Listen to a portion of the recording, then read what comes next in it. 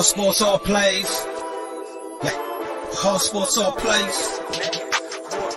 Hard sports all plays. 365, we making a plays. You talking the game, get you through the days. Behind the court, the dime in the lane. Variety topics, living the same. All presentation, sports information. In the airways, taking the nation. Hard sport all plays, they working your faces. Grace at the field, so tie the laces. Hard sports all plays. Yeah.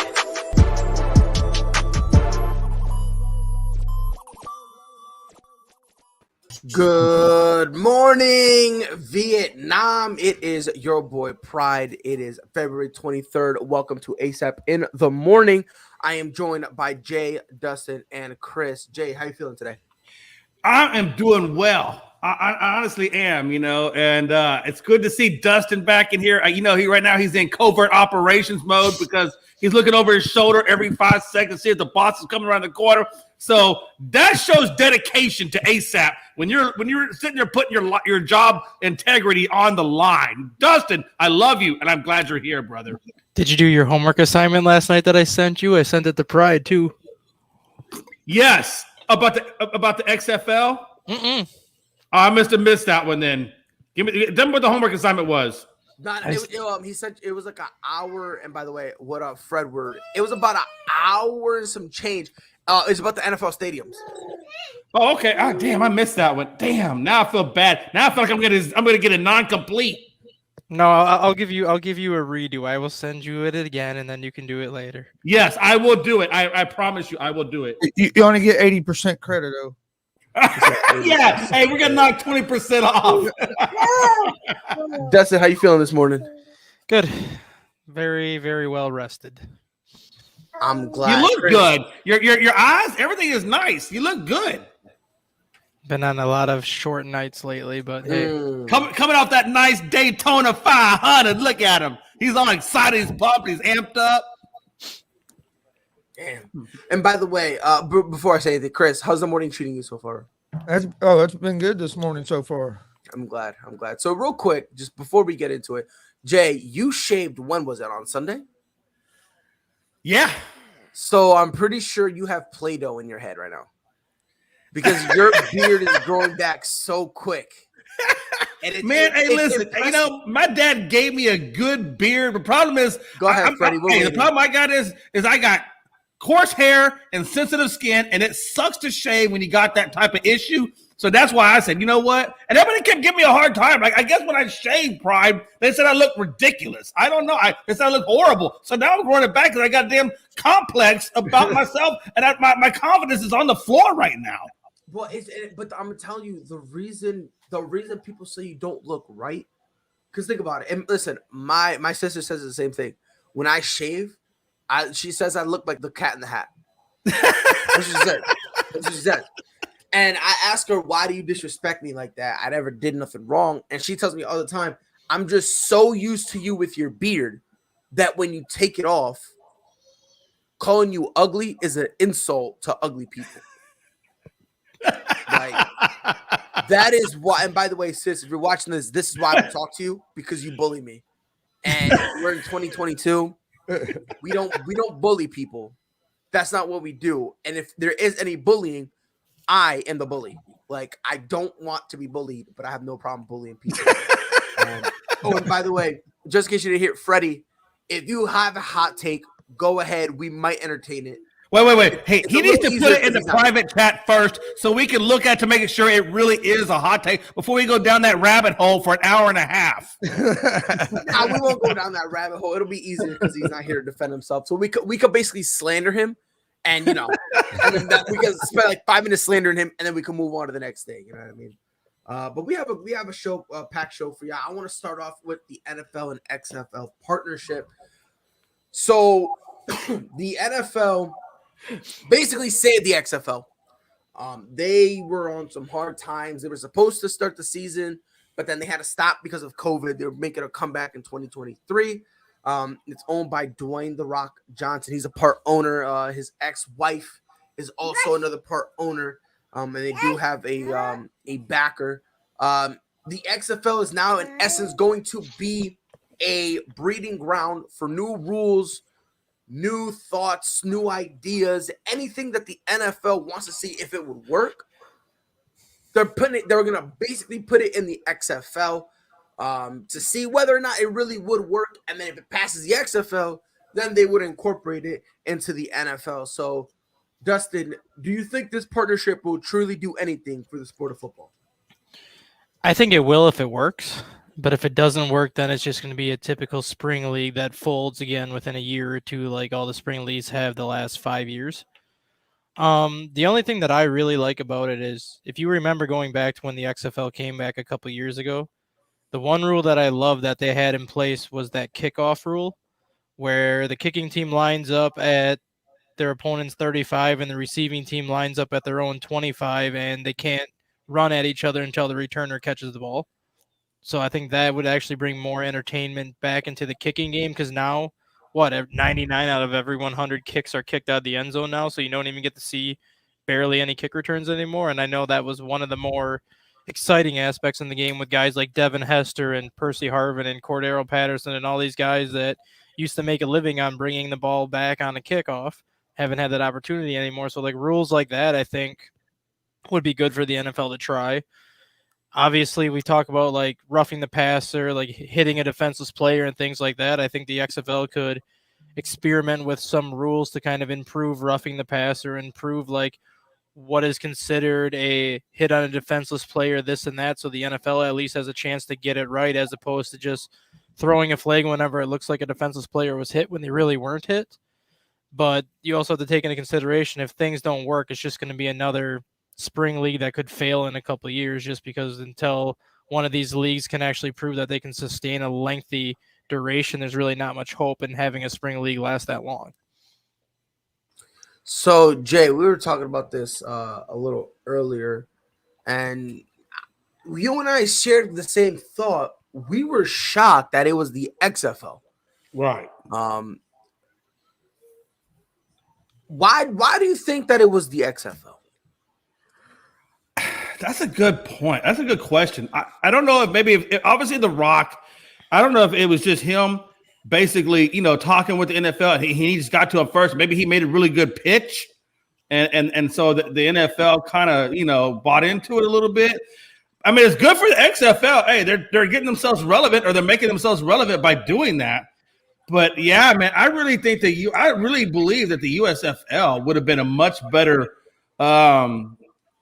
minor league for them, to be honest with you. I really do. I think they had a better organization. I think they're lined up better. And I just it's hard to believe that, the XFL, which I especially after their failed attempt, because let's be honest, the only reason the USFL failed is because Donald Trump tried to get them to compete with the NFL during the same time. Had he just left it the way it was, the USFL would be huge right now.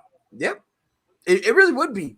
It really would. And I just think this was, I don't know if it was a missed opportunity, because I don't know if the USFL would really have wanted to be a breeding ground for the NFL.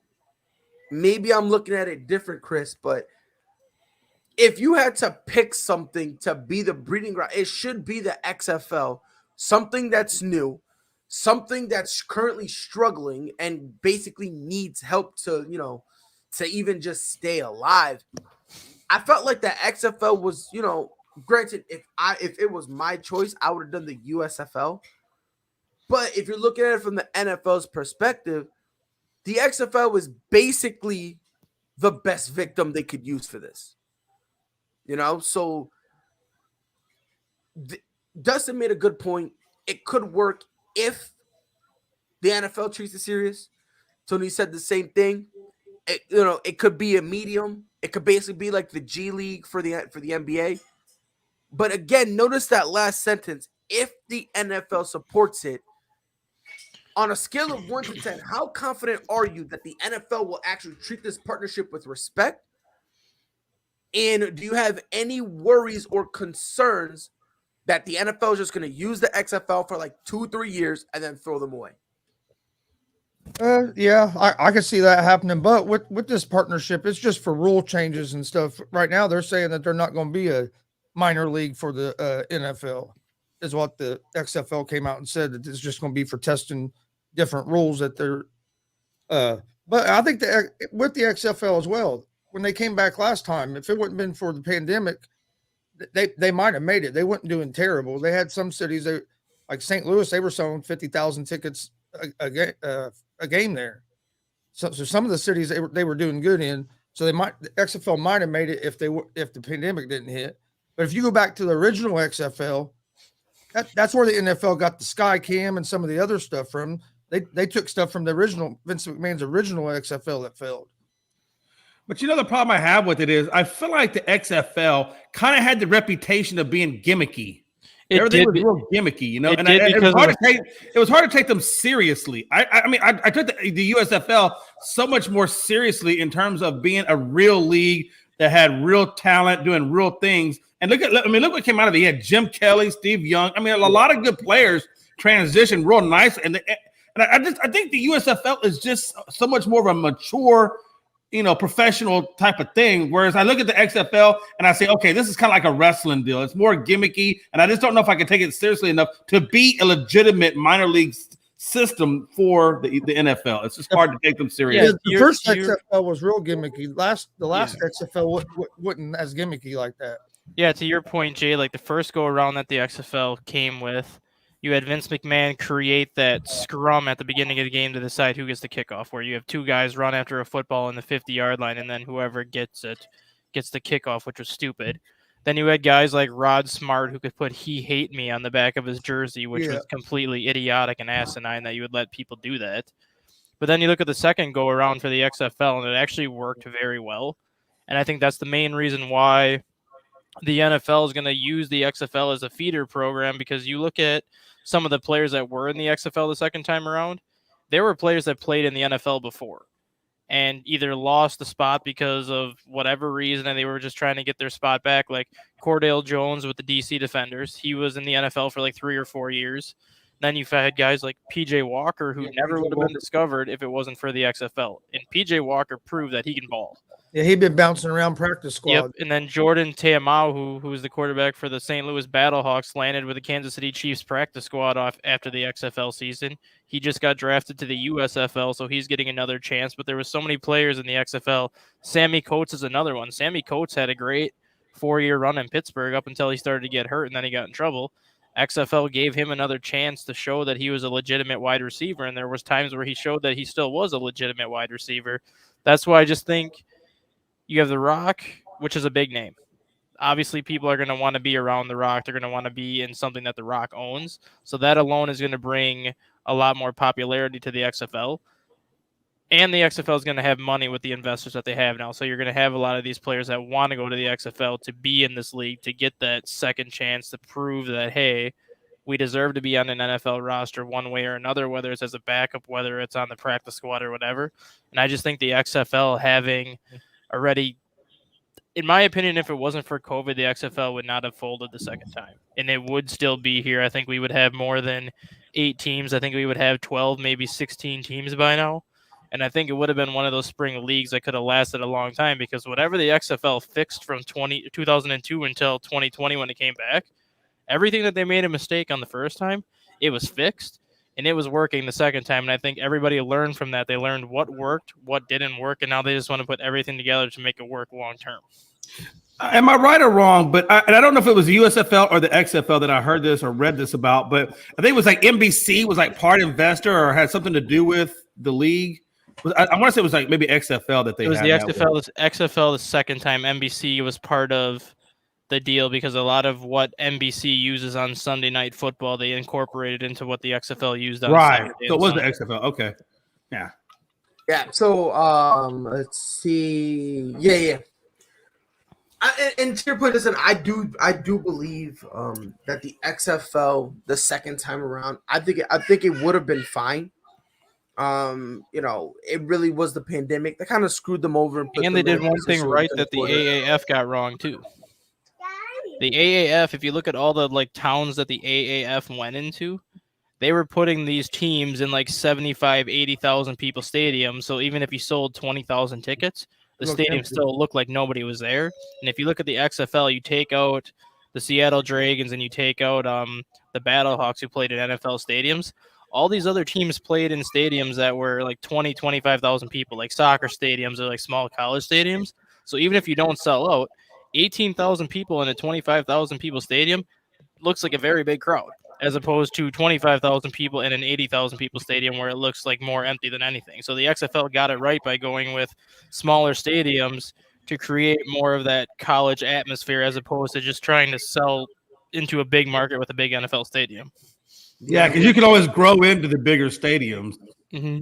Right, you really can. You know what I mean? Like it's smarter to just go start with a small stadium and then go bigger, instead of doing a bigger stadium and then just going back to going to small, because then it always looks like just the perception of it. Like Dustin says, you're not filling seats, but then when you go back to a smaller stadium, there's always this negative stigma with it that, oh, now you're pretending you're popular. Now you're about to get, which And it's got to be cheaper too to do the smaller venues while you're growing than to rent out these bigger stadiums too. So it's got to be economically a lot better as well while you're growing.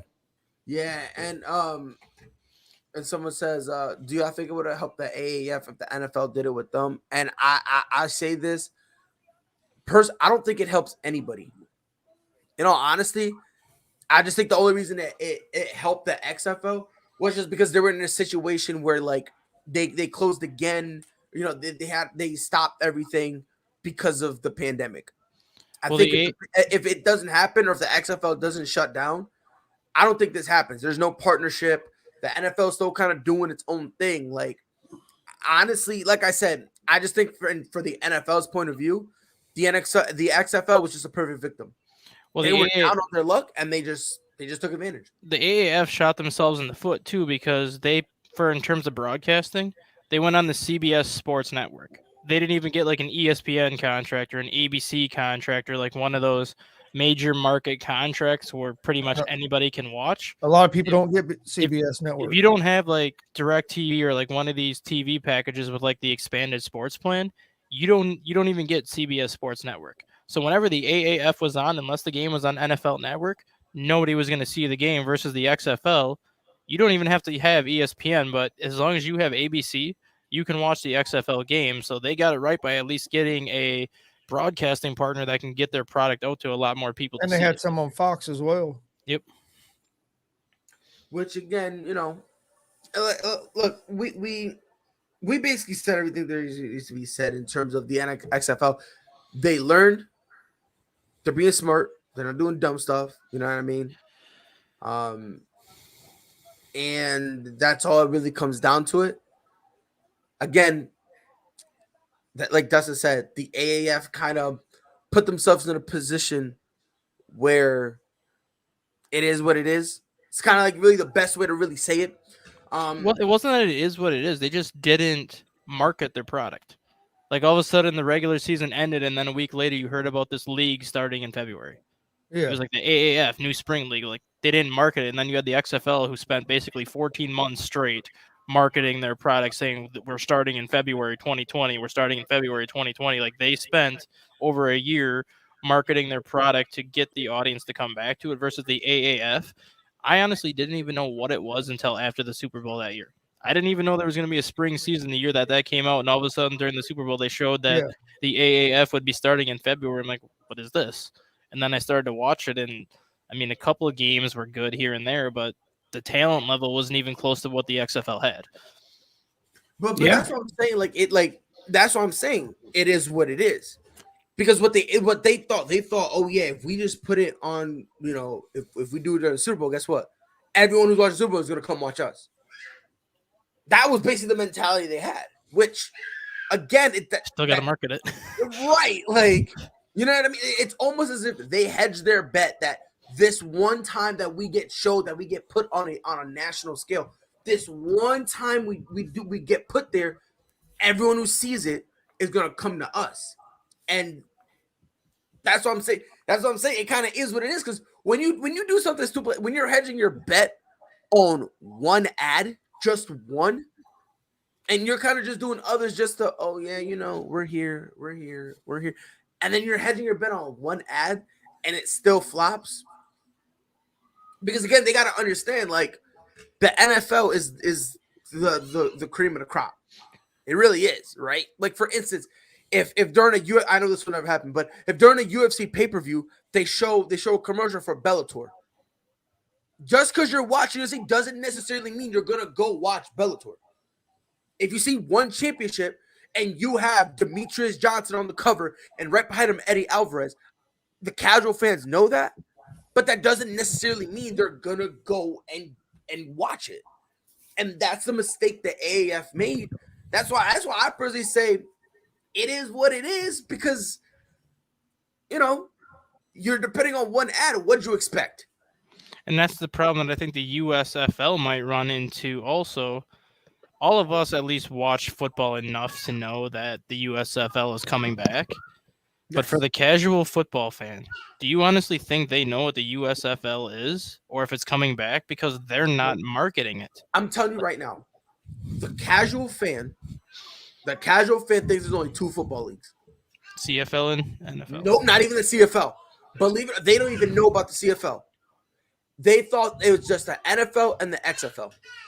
And the only reason they know about the XFL, they probably forgot about it, is just because of this. Yep, but if you look at now, the XFL is still marketing their product that doesn't even come out for next year. Like, they're still getting it out there so people know that it's coming back.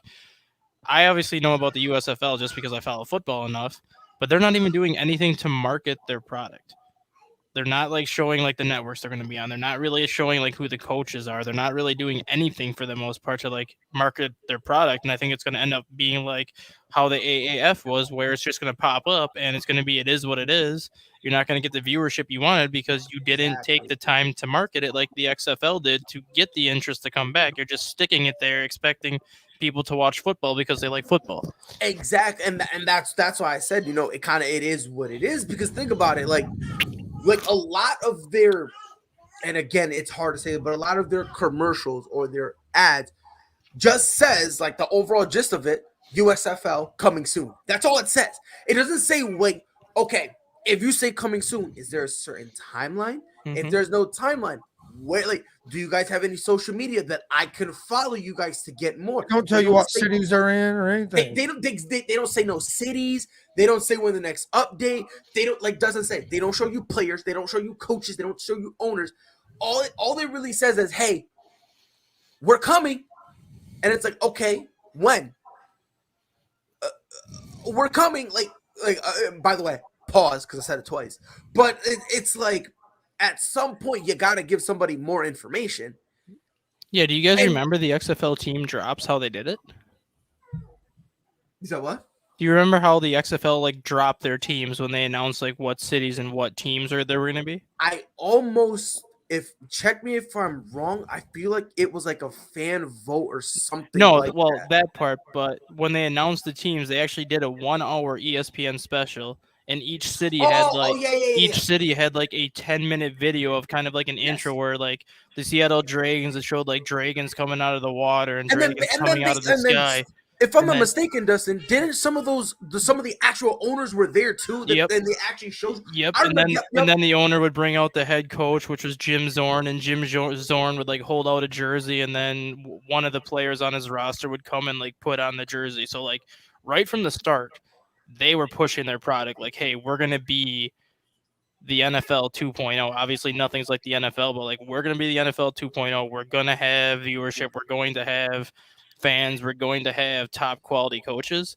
And that's something that all these spring leagues have failed to do, which is why none of them, in my opinion, have lasted more than a couple of years, just because they don't do a good job of pushing their product. They don't do a good job of marketing their product to gain that interest before they just release it. And if you release something and there's no interest to it, it's going to fail no matter how successful you think you are.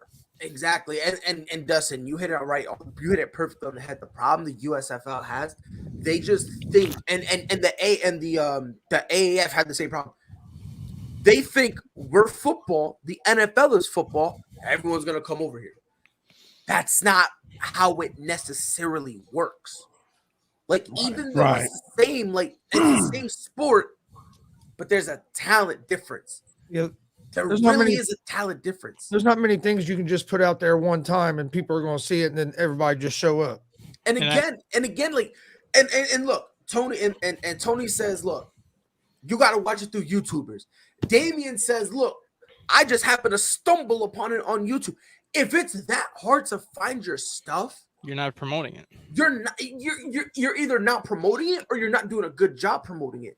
Like I said, Right. but every time, like the few times they promote it, which Dustin said it, it's far and wide.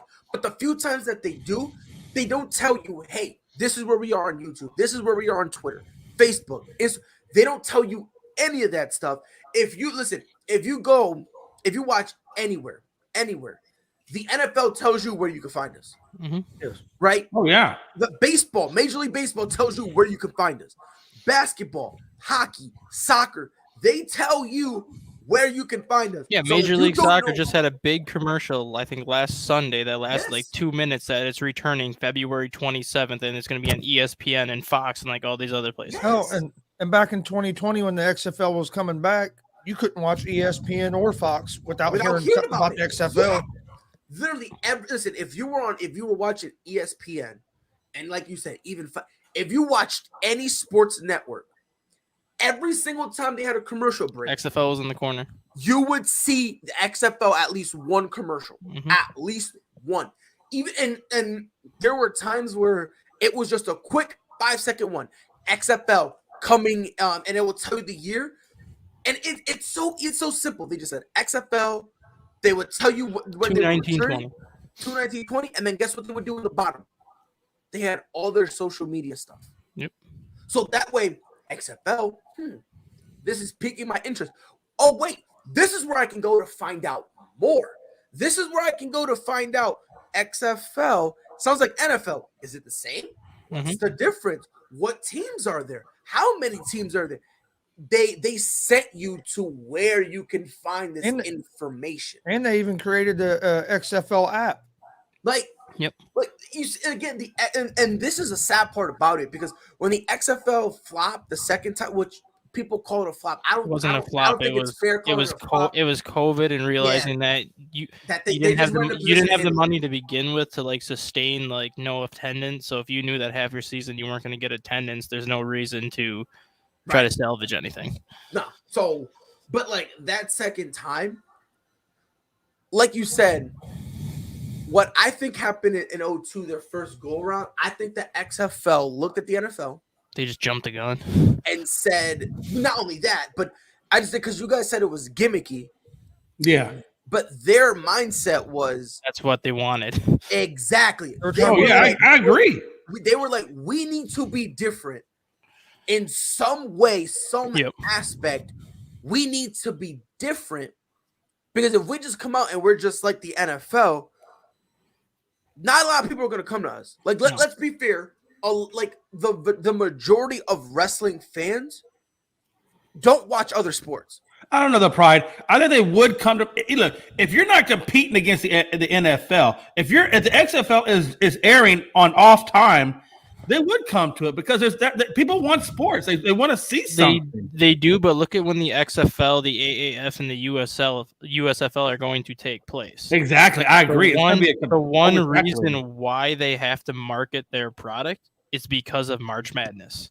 Yeah, 4 weeks of your 10-week spring season falls in line with the biggest sporting event that the country goes through for a month. Obviously, people are going to watch March Madness more than the XFL just because of the betting, just because of the brackets, just because of everything that goes into March Madness. So if you don't promote your product to attract viewers for the other 6 weeks, your product's going to be shot, because half of your season falls into the time where everyone's watching college basketball. And then you have the NBA. And to your point, though, Dustin, let me ask you this. So now you got the NFL, you're going to have the USFL, you're going to have the XFL. Let me ask you this: at what point? I mean, do you think the USFL could kill off the XFL, because they're going to be competing against each other? It's going to be oversaturated. How are they going to survive? I think the XFL is going to kill off the USFL just because of having The Rock involved and having bigger investors involved. And if you actually look at the followership that the XFL had compared to what the USFL had originally, you had markets like Seattle, you had markets like St. Louis that were averaging 35 to 40,000 fans a game. I don't think anybody in the USFL ever averaged more than like 15,000 fans a game when they were there the first time. And then you even go to the AAF, you had the San Antonio Commanders who were playing at the Alamo Dome. They were averaging 45 to 50,000 people a game. Then they also put one of those AAF teams back in San Diego, and they were averaging 30 to 35,000 just because they lost their team. What the XFL has done well, and I mean, you look at the USFL right now, all their games are being played in one city. They're all being played in Birmingham, Alabama. So what's the point of having a team called the New Orleans Breakers if you're not even playing in New Orleans, you're playing in Alabama? All 8 teams are playing in Alabama. So what does that do for your fan following when none of the games are even going to be played in the city that your team is from? What the XFL did a good job of, they brought teams back to markets that lost an NFL team like St. Louis. AAF brought a team back to San Diego who lost the team. The AAF put a team in San Antonio who's trying to get an NFL franchise. And then the XFL had Orlando for a couple of years as well as the AAF. And Orlando is one of those markets that has tried to get a franchise too. So at least the XFL was able to be like, hey, you used to have an NFL franchise, so we know that your market can support our team. But you're one of these markets that have tried to get an NFL franchise for years, so we know that you can support a team here too. So at least the XFL was going to markets where immediately they would have that fan following and fan support, versus the USFL is kind of lost. Basically, in my opinion, it's a lost season this year because all of their games are being played in the same city. They're not going to have that fan following. They're not going to have that fan support because you're going to have to delete. You're going to have to leave the city that the team is supposedly from just to go to Birmingham, Alabama to watch them play. Right. And again, and like Dustin said, a lot of the teams they went to, they just lost somebody. They either lost an NFL team, don't have one, or have been petitioning to get one. And I mean, even then, like for instance, they have one in Houston, right? Texas is football, though. I mean, you could have like exactly like if you put like they have one in Houston and Dallas, right? And San Antonio for the AAF. Yeah.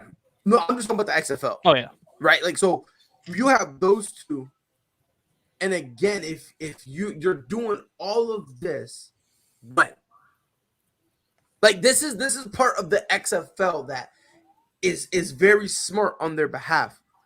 They're doing it so that way the beginning of their season, yeah, they're competing with playoff football. But after playoff football is done, you're now beginning to hit the stride of the XFL season. So now you can go from the pinnacle of one to you beginning to hit the stride of another back to back.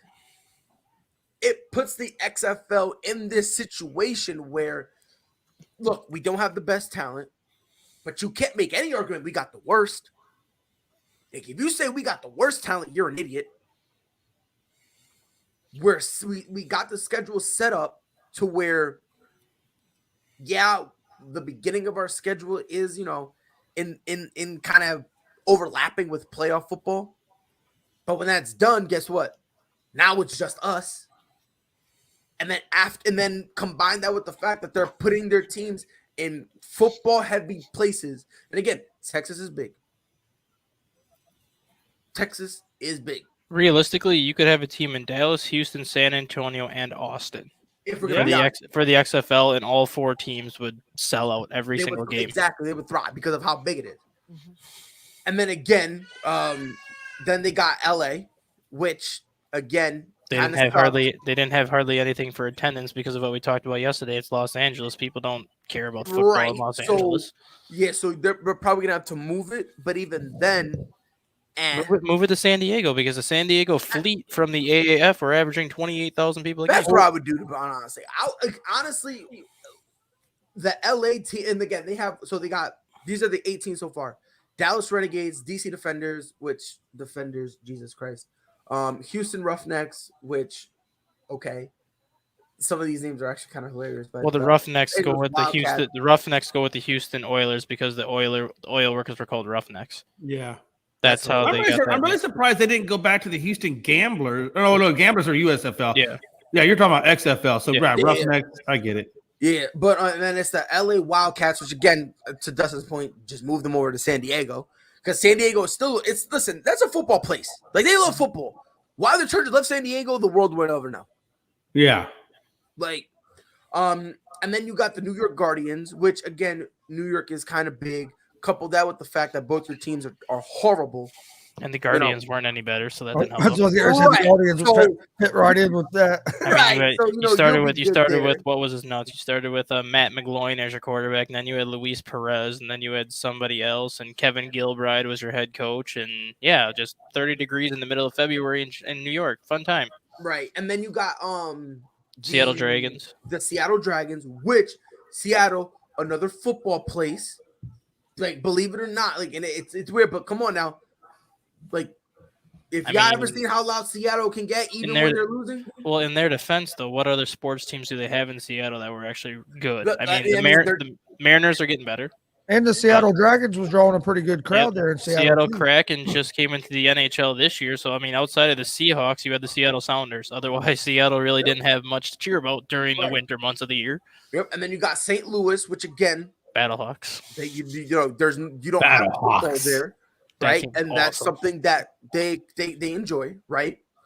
And then you got the Tampa Bay Vipers, which, let's be honest, Should have put him in Orlando. aside from the 2-3 years they had, like what Tom was there for about 2 years, Tom was there for 2 years, and then John Gruden was Like- there for like 4. right? But again, I'm like, outside of these 2 years, most of the time Yeah. they were 7-9.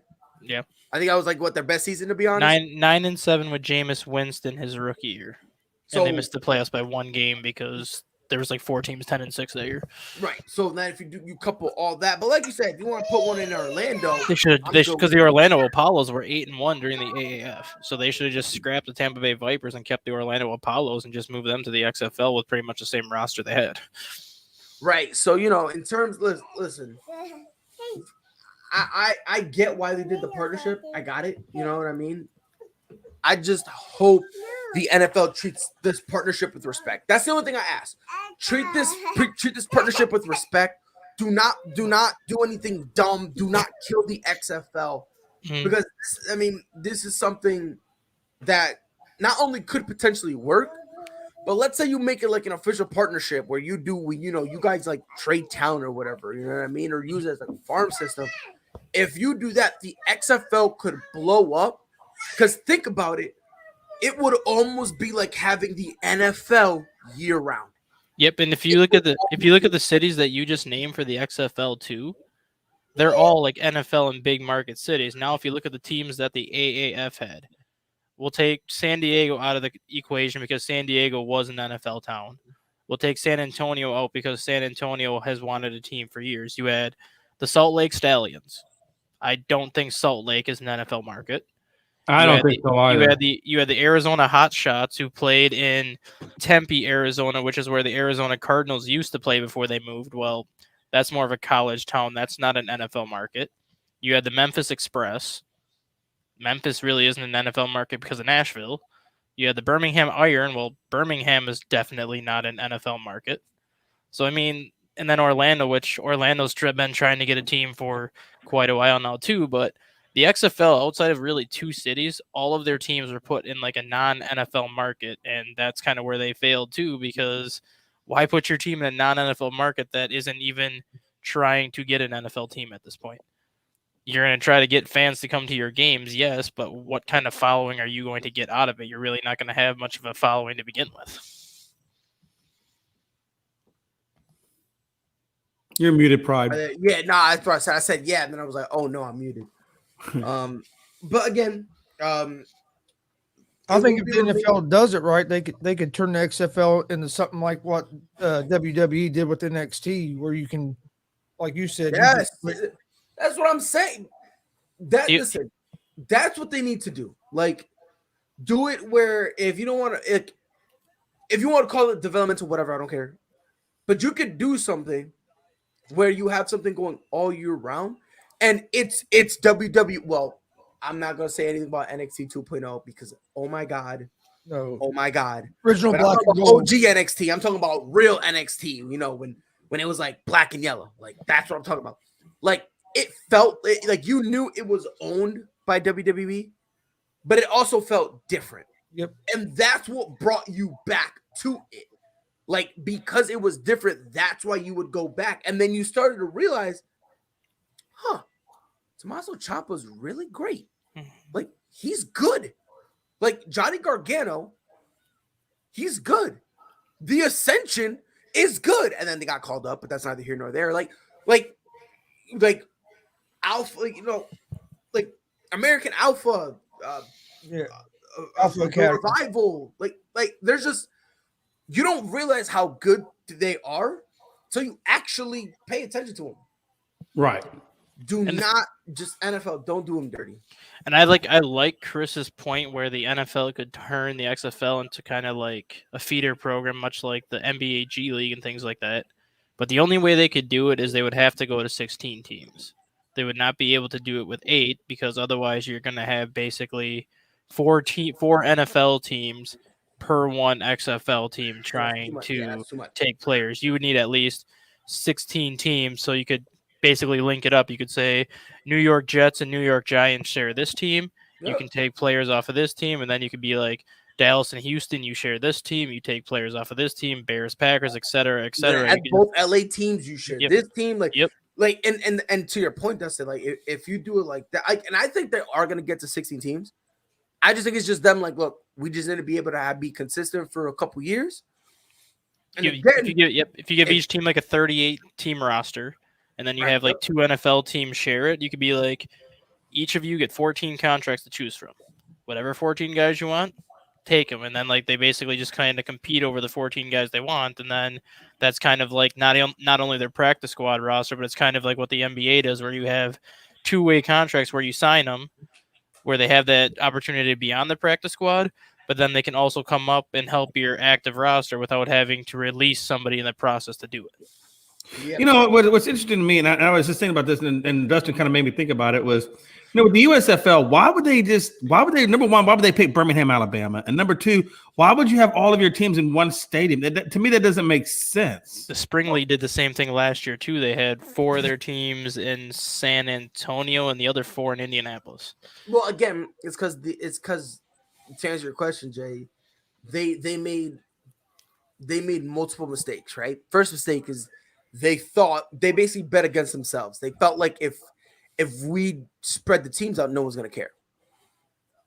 You know what I mean? So that's kind of why they they feel like they put themselves in a situation. And number 2, they were banking on TV, which if any type of sport is banking solely on TV, it's not gonna work well for you. No, not in this day and age. This ain't like the old days because you can watch everything on their phone and everything else. Exactly. Like you know what I mean? Like obviously you need to have TV, sure, but you also need to have a crowd.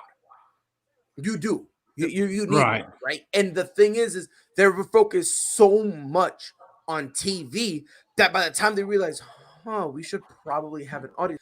They were basically in a position where they're like, we can't spread you guys out. Like we're gonna need one centralized location and go from there. And then, but if you're gonna do that one centralized location, why Birmingham? Of all places, why Birmingham? This is the only thing I could possibly think of. You want to go to a place where they don't really have football like that, but at the same time, you also want to be careful where you go, where it's not NFL dominant. Yeah, that's true. Like you know what I mean? Like Alabama. Yeah, no, I get it. You know, like think about it. Alabama, that's not an NFL state. No, it's known for that's college. Yes, that's college. Like, right. That's a college place. So I get why they went there to an extent, but also let's be honest, they should have never have gotten there. Like they should have been able to spread their teams out. But again, if you're not properly promoting yourself, if you're not telling them, hey, look, you guys want any more information? This is where you can find it. If you're not doing any of that, it's almost impossible for you to take off. Right. Really is. And again, it doesn't matter whether or not your product is great or not. It doesn't matter. Because at the end of the day, if you can't track ice to it, you're not putting yourself in a situation where it doesn't matter. And that's just kind of the sad part about it. But, NFL, let's be honest. Football doesn't exist anywhere. There's only college and the NFL. USFL doesn't exist. The AAF doesn't exist. CFL is not for Canadian. It's for College Football League. And that is all I'm going to say about that. But moving on, this is something that I've been laughing about for a while now. So we all know this. CJ got traded to the Pelicans, right? Yep. And supposedly Zion it took a long time for Zion to reach out to him. And everyone is saying, oh, he's so disgruntled. Oh my God, this is horrible. This, that, and the third. Jay, Zion taking his time to reach out to CJ. Is this really that big of a deal? Well, if you look at back when JJ Redick came out and talked about his issues with Zion and being that Zion is not fully invested in the team to begin with, and then you look at that he's kind of distanced himself already from the get-go, from day one. I don't think it's really that big of an issue, to be honest with you, because there's not something different that Zion has done. It's pretty much the same thing. It's just now you got a different player that came in, but I mean, Zion isn't invested in New Orleans. He's just not. I think Zion is ready to go, has been ready to go the day he actually came to New Orleans. Yeah, he don't want to be in New Orleans. Yeah. And no, I agree with that. And Redick was saying yesterday, he was repeating the same thing yesterday, that Zion kind of goes on to a beat of his own drum, stays kind of distant. But I agree. I think he wants to be in New York. I think he's trying to get out of there and get to the Knicks.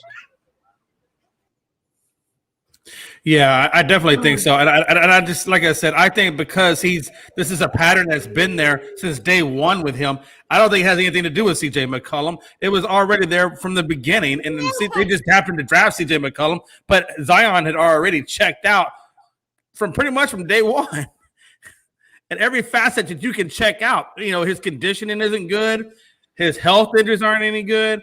His mental state isn't good with the team. I mean, it's all a culmination from day one. So it really has nothing to do with CJ McCollum. This is just Zion. This is who Zion is with the New Orleans Pelicans. Oh, man. Is it my turn? It is your turn. It's my turn? Okay. I just want to say this because this is by far the funniest, hypocritical thing I've ever in my life have read, seen, or anything like that. And I'm explaining why. First and foremost, when was this myth brought around that Zion loves to talk to people? Yeah. He is the epitome of an introvert.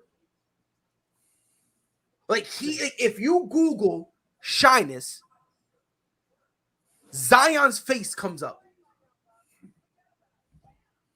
And this is not speculation. He has said it, that he's just not a people dude. That's just kind of, it's not me. But it also, RJ Barrett said it. Cam Reddish said it back when they were at Duke. Like, everyone who's come across kids said the same thing. He really keeps to himself. He doesn't really talk. Now, this is the funny part. If Kawhi Leonard doesn't talk to anybody, that's just him. He's a cyborg. Why is it that it's fine for Kawhi, but Zion, who again, the textbook definition of an introvert? I don't get it. I just don't understand. If any, why, and again, why does he have to immediately go, oh my God, CJ, I love you, heart emoji, kissy emoji, marry me, let's move in and have kids? Is that what y'all expect him to do? And JJ Redick was like, oh yeah, I was hitting people up. It's funny how you didn't mention no one responded to you. Like you're talking about, oh yeah, this looks like a kid who wants to get out. No, this just looks like a kid. That's it. This just looks like a kid. This looks like a kid who just doesn't talk to people, who doesn't want to talk to anybody. But I don't understand this notion that everyone is trying to push forward that, oh my God, this is horrible. This is a bad look for him. Why is it a bad look for him? Well, he's the same as he's been his whole career. Exactly. If he had just done this now, that's one thing. This kid he's awkward. Have you seen how he runs? Someone who runs like that is not a talker. Let's just get that out the way. Like if you run like that, you're an introvert. I don't care what no one says. That's it. That's all it really comes down to. And again, if a dude just doesn't want to talk, he just doesn't want to talk. That's really it. That doesn't necessarily mean that he wants to leave. Now, I believe he wants to, but I think it's just. I believe he wants to leave, but I don't think this has anything to do with it. I just think the reason he wants to leave is just because him and New Orleans, I think they both need to change the scenery. I think they need to move on and start focusing on Brandon Ingram and start building around him. And I think Zion just needs to go elsewhere. They just kind of need to split. But if the dude isn't talking, and mind you, it's not like he wasn't talking. He just didn't reach out. He reached out already, but people are slandering him and saying, oh my God, that's a problem. The dude has been an introvert since before he came out the womb. Rumor has it when he was born, he didn't even cry because that means communicating. Let this sink in. This dude, for as long as anybody's been covering him, there's one thing that's always been consistent. He doesn't like to talk. That's just him. So we can accept that he doesn't like to talk, but then they acquire a player, and we know he doesn't like to talk, yet somehow we gotta yell at him and hold it against him for not talking. And if he was playing right now, you wouldn't hear none of this. You wouldn't hear, oh, he didn't reach out to CJ McCollum. If Williamson was on the floor playing, you wouldn't hear none of this. It's all right. It's all because they just want to. He does ratings, so if they can get his name on the story they're doing, they know they're going to get clicks and stuff on it. That's all. And then he said, this is why sports is soft to tell, because all these athletes are too damn emotional. But that's the thing. I don't even think CJ has a problem with it. I don't think so. I just think it's this weird narrative that they just want to push on. Listen, and I've said this. New Orleans is going to do everything in their power to make Zion look like the bad guy. They're going to make him look like the bad guy. That's just them. That's what they want to do. And they want to make him the bad guy so that way he only has two options. Either one, he could end up crawling back to them, and the New Orleans Pelicans look like the bigger person because they gave him a second chance. Or he's going to finally one day say, look, get me up out of here. They're going to trade him. And then when they ended up trade him, they're going to make him look like Satan. And if you don't believe me, look how they did AD. And you're right, and Pride, and because he is such an introvert, like you said, and he is such a shy person, like you said, and let's be honest, his lack of conditioning and his weight issues, it just makes Zion an easy target to pick on. To be honest with you, it really does. It really does. Now, again, if you want to criticize him for getting injured, whatever, you know what I mean. Sleeping. If you wanted to criticize him for sleeping. For the reports that he was sleeping through the training or the tape, you know what I mean? He was skipping rehab. That's fine. That I get that. If that's true, that's something worth criticizing. They got CJ McCollum. Now look, no disrespect whatsoever, but this is something that needs to be touched on. Why are we pretending CJ McCollum is a top 15 player in the league? That's what I was going to say. They're acting like CJ McCollum is going to make the Pelicans a championship contender. But let's just get that out the way. Let's just get that out the way. Like we need to stop this. We really do, because again, to me, when you know a kid's an introvert and you know this and you accept it, and then all of a sudden it changes to he should have picked up the phone and called CJ. Why? Well, you're wait, hold on. Here's my question to you. Has Brandon Ingram picked up the phone yet? That's true. I'm asking for how long did it take Brandon Ingram to call him? Do you know how long it took him? You want to know how long it took him? Oh, It took him 4 days. Nobody wants to talk about that. It took him 4 days, and you ready to hear the crazy part about it? And within those 4 days, they played a game and practiced together. Yeah. CJ had to approach Brandon Ingram.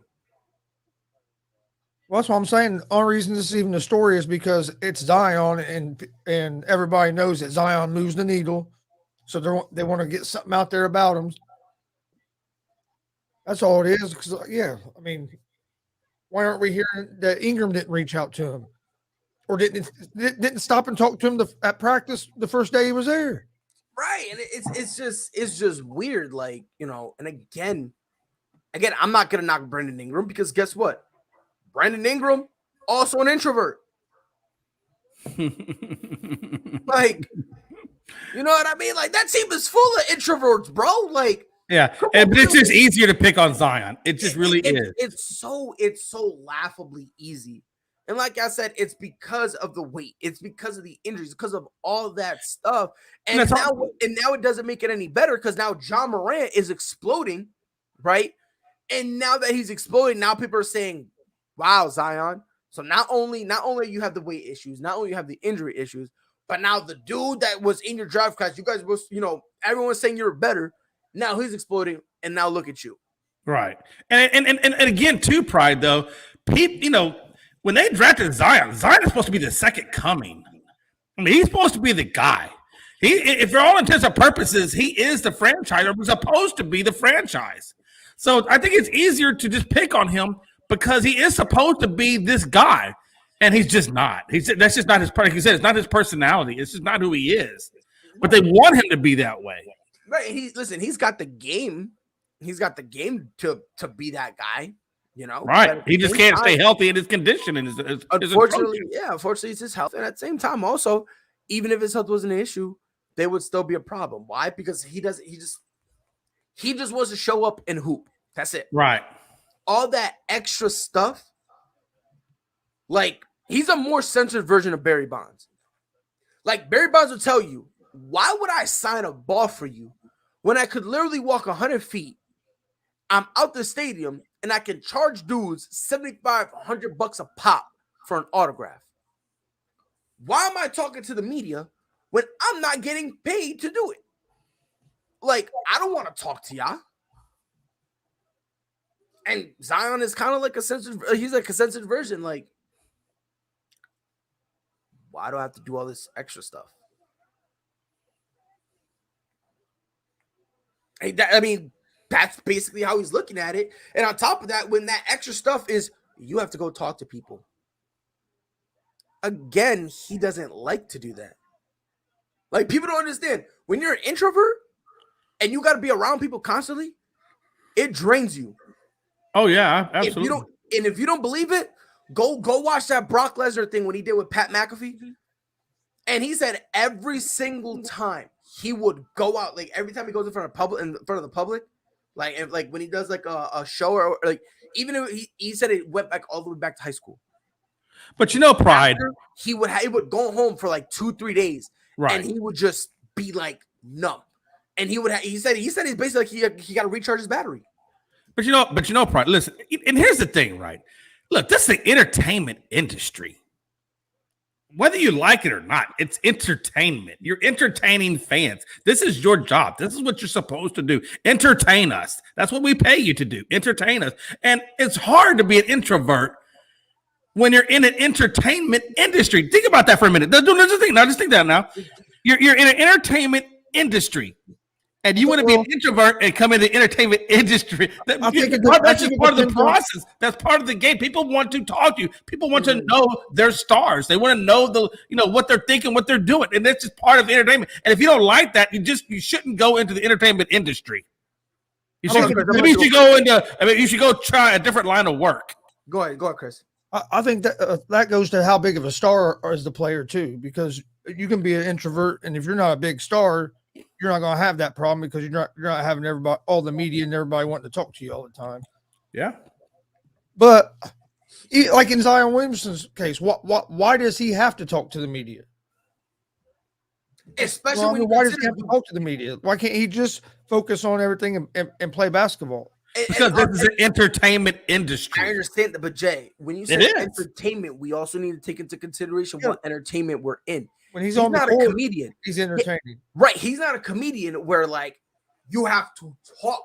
Like, for instance, like us, our entertainment comes by our communication. I get that. Our entertainment. Zion's entertainment comes from playing basketball. I get it. You know, but unfortunately, the sports industry doesn't work that way. And people have to understand when you go into sports industry, you're not just there to play. You're there to talk and you're there to be personable. That's what the world expects. It just does. Disagree. But I disagree. It expects it, Pride. I have to disagree. I have to. Now, again, I mean, you can, but it's the truth.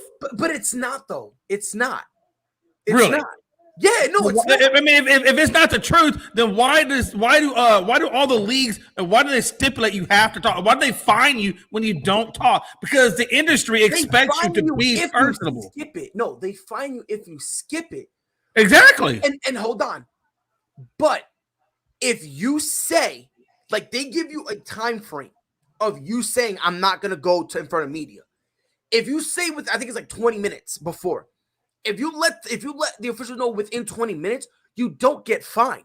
Why do you think a lot of times when athletes lose and they say, "Oh, so and so is not available for media," it's because you have a time frame where you can say no. Now, if you don't say the time frame, and because the reason they do that is not because you didn't talk, but it's just because of professionalism. Because right before they go up, like they have an official go up to the announcers and they say, "These are the people that's going to be available."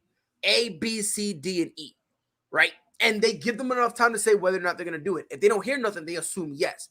And then they let you know. The reason they don't like it is because then let's say it's going to be like for the All-Star weekend. Let's say it was LeBron, Steph, let's say it was Joel Embiid, Giannis, and Devin Booker, right? Let's say Devin Booker was heated. He didn't get the starting role. Let's say he was mad about that. He got mad, right? He doesn't tell nobody. They then go to the media and say, "Hey, look, these are the 5 guys we're going to have. So if you guys have any questions for them, prepare them now. This is who you're going to have." And then all of a sudden, they go, "By the way, quick audible, Devin Booker's not going to be here. We're going to replace him with somebody else. We're going to replace him with Obi Toppin." Like, that is basically... People are going to be pissed. And that's why the fines come in. It's not because they skipped it. It's just you got to let us know so that way when we go to the media, that way, you know what I mean? Because we got to make sure that as much as people hate it, the NBA and the media, they kind of got to be somewhat on the same page. Right. So and I get that. And if he wants to be introverted and not talk to his teammates and things like that, that's fine, whatever. I mean, nobody gives a give a damn. It is what it is. But I think when the expectation is that when you don't want to talk to the media, I mean, and you're right, man. Hey, look, you don't have to talk to them. Do whatever you want. But don't get mad then when people pick on you because you're not personable. You're not doing this out of the other because that's just part of the game in the sports industry. They do expect you to perform, but let's be honest, the fans are what pay the bills, and the fans want to hear. They want to be taught. They want to talk to their athletes. They want to hear from their athletes in some kind of way, shape, or form. And so, I mean, it is what it is. I mean, honestly, and you're right. I mean, it shouldn't be that way, but it's still a sport. It's still an entertainment. We pay to see things and hear things. I mean, and again, it probably is just that whole thing where they expect it because a lot of guys they come out.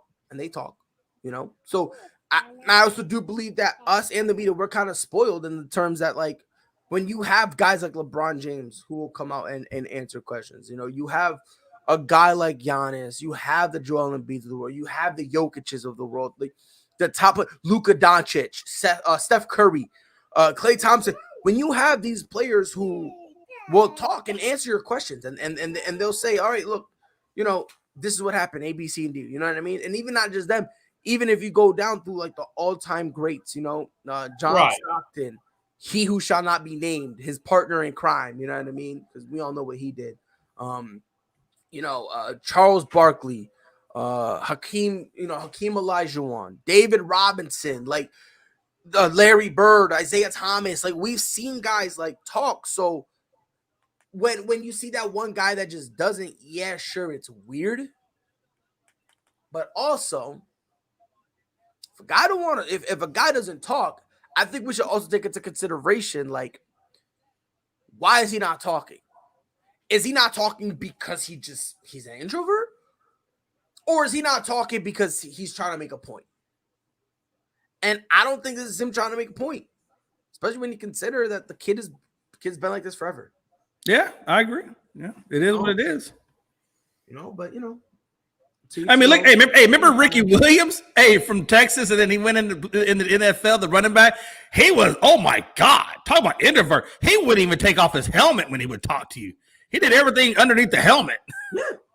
You know, he didn't like anybody. He would leave his helmet on, and he would just be like, you know, just yeah.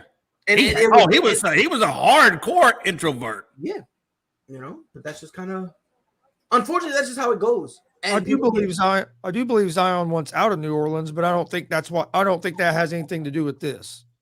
Right. And honestly, I don't even know if he even fully wants out, to be honest. I really don't know. I just think what it really comes down to is I think he's at a crossroads where he's considering it, but at the same time, he doesn't want to be a problem. You know? If he has a problem talking to people like the media, why would he be in the sports or entertainment if he's not a real person? Again, I was told that can't be mean, but at the same time, you're an idiot. And you're saying it makes no sense. Well, it does. There's a lot of players that I'm gonna ask this question one more time. What is his job? To play basketball. He's a hooper. That's his job. Okay? He's not an analyst. He's not a comedian. He's not a news anchor. His job isn't to speak. He's in the entertainment world, yes. But his entertainment is not like ours, where our entertainment is just to speak. His entertainment is basketball. His entertainment is being a hooper. That's how he I get that, Pride, and that is his main job. But, you know, you also have what they call a byproduct, and the byproduct of it is where the interviews come in and things like that. And they do expect that, and that is a byproduct of it. It's not his sole. Yeah, look, they pay him to. You're right. They pay him to you know, whatever his job is in the sports world, whether it be basketball, football, whatever. That, you're right. That's his main focus. That's what's going to put you know, the contract money in there. It's just a byproduct of it is we also look. This is what we pay you to, but we also need you to do this. Yep, and that's what they expect. And and listen, I understand that's what they expect, but that doesn't necessarily mean he has to do it. Okay, you call it a byproduct. Hey, and you're right. Hey, you're right. He don't have to do it. I mean, nobody makes you do anything. Right. And that's what I'm saying. Like, again, like it's not stipulated that he has to. There's no obligation. Like, if he chooses to do it, that's really him. You know what I mean? You call it a byproduct. I call it a byproduct because it's a product of the situation. But guess what? You can also say bye to that product, and you can just do your own thing. The thing is, if he wasn't injured and he was playing, this wouldn't even have came out as a story. No, it wouldn't. To be honest, nobody would care that he's introvert if he was on the court playing. Exactly. Let's be honest, bro. Like, to sit here and pretend that every single superstar in the history of the NBA loved to talk is idiotic. I don't think they love to talk. I don't think that at all. No, I know. That's what I'm saying. Like, and again, someone said athletes have to do press conference after the game to discuss their work after a game. He has the right to talk, or he has to talk no matter if he wants to or not. Again, this just shows you don't know what you're talking about, because how many times have they said in any sport, so-and-so is not available for media? Marshawn Lynch was the biggest at that. Marshawn Lynch, you couldn't talk to him. No, you couldn't. It wasn't gonna happen. Marshawn tell you, hey, like, well, I don't talk to the press. I don't do You nothing. couldn't. He'd sit there, he'd say, "Okay, I'm done," and leave. Yep. That's it. And people want to bring up, oh, well, he got fined that one time. He got fined one time for the Super Bowl. But that's different. And the reason why that's different, do you know why they fined him? Do you want to know why? Because there's actually something you have to sign. See, this is where it's different. This is where you sign and now you become obligated to do it. Because the TV contract. Yes, because exactly. So you can't bring that one up because that one you actually signed for something. You actually signed something saying you would promote. If they ask you to, you would talk about it. That if they wanted to talk to you during like the Super Bowl stuff, you would have to do it. You had no choice. Why? Because you signed something. Because you signed. What do you think the teams are doing during the Pro Bowl that's in the Super Bowl? What do you think they're doing? Yeah. What do you think they're doing? They're doing all that stuff then. So that way comes Super Bowl. It's like Super Bowl weekend. It's all done. Now notice those right there, you have to sign and say, yep, I'm going to do it. They don't have that in the regular season. They don't. Yeah. So again, you don't have to do a press conference. No. You don't have to do a press conference. For as long as things happen. Every time, listen, and the Giants, when Tom Coughlin would get mad at Tiki Barber because he fumbled the game away, where was he? Not available for media. As much as I love him, there have been times where Thomas Edward Patrick Brady Jr. would get tight, not available for media. Bill Belichick would get mad, we're not available for media. Matter of fact, you don't want to believe me? Basketball, Kevin Garnett, one of, if not the biggest source loser in the history of sports. Yeah. Anytime they took an L, not available for media. So I never understood this thing where everyone says, oh yeah, the athletes are obligated. Now, is it nice? Of course. Do I want them to? Yes, I do. Because now, you get to be inside of them, or you can watch them melt down, which is also, since I'm not the one melting down, it's also equally, equally entertaining. That's also a reason I don't think that reporters should have votes for the Hall of Fame and the MVP awards and stuff like that, because because they got thoughts like you have that. players that don't deal with the media, and that should, and they hold a grudge against them players, Right, and they're not going to vote for them. And this right here is how they think. This is how they think. They need to talk to me, but they don't. That's why they need to find a different way to do the voting for stuff like that. And listen, when it comes to the voting, this is how I always feel like it should be. Current players, Hall of Fame players, because they know, and coaches. Like, yeah, why are we giving a reporter that to play against? Why are we giving a reporter that maybe never played a sport in their whole life? Yeah, the power of voting on stuff like this when they never done it. It should be like you said, Hall of Famers. Yes, because listen, if you're a Hall of Famer, more times than not, a Hall of Famer, right? Like, and again, once you're in there, I always feel like when you're a Hall of Famer, you should have a vote that counts. You should, you know what I mean? Like, because you reach the ultimate validation, I feel like you should have somewhat of a vote, right? And then obviously the players they played against, because again, how are you going to be able to say, the best way you can determine it is how did you game plan for this dude? Like Calvin Johnson, they would double team him at the line and still throw safety help over the top. There are times he's been triple teamed. If that's not Hall of Famer, I don't know what is. And again, here it is. Okay, so what would happen if the Pelicans won the finals? Players have to talk to media. They can't prevent that. Again, you're running into the point head first. The point gave you a concussion and you're bleeding. You went to the hospital. They got stitches, and in the discharge paperwork, they said the result of your injury was you running into the point head first, and you're still missing it. Man, you're mean, Pride. Damn, you're mean, man. I'm sorry, but that's just damn. Golly. I am very. When you get to that, Okay, look, here's the deal. You're right, Pride. Hey, look, hold on. I agree. You're not, listen, and we all know that. You're not obligated to do anything. You're not. It's just the expectation is that you should. Right. Because you're in the entertainment industry. And that's the point I'm trying to drive. Yeah, I'm not saying that you have to do anything because you don't. Right, because The expectation is you should, and that's why a lot of people form opinions about people, and that's why we got stories like this, is because they don't, and so it's easier to pick on that. Right, and again, and that's what I'm saying. And again, I'm not going against you because you're not saying it's obligated. You're just saying it's the expectation. And again, it is the expectation because we've been spoiled when you have other all-time greats talk to you and have conversations with you and open up and all this stuff. You kind of expect everybody to do that. You know what I mean? Right. But at the same time, I just don't sit here and think that even though, you know, if a player doesn't feel like talking because they're an introvert, I don't know. I don't think we should do that. And at the same time, and again, to address this point, because they're saying, what would happen if the Pelicans won the finals? First and foremost, the mere fact that you said that show, you don't watch the NBA. So right then and there, you're immediately disqualified from the conversation. Because as of right now, they're not even in the play-in. Forget playoffs, okay? So immediately, you already don't know what you're talking about. But again, let's pretend they're the number one seed. Let's pretend they sweep through the West, okay? Then, like in the Super Bowl, they sign something. Oh my God. Like, again, you're running into the point. The point injured you.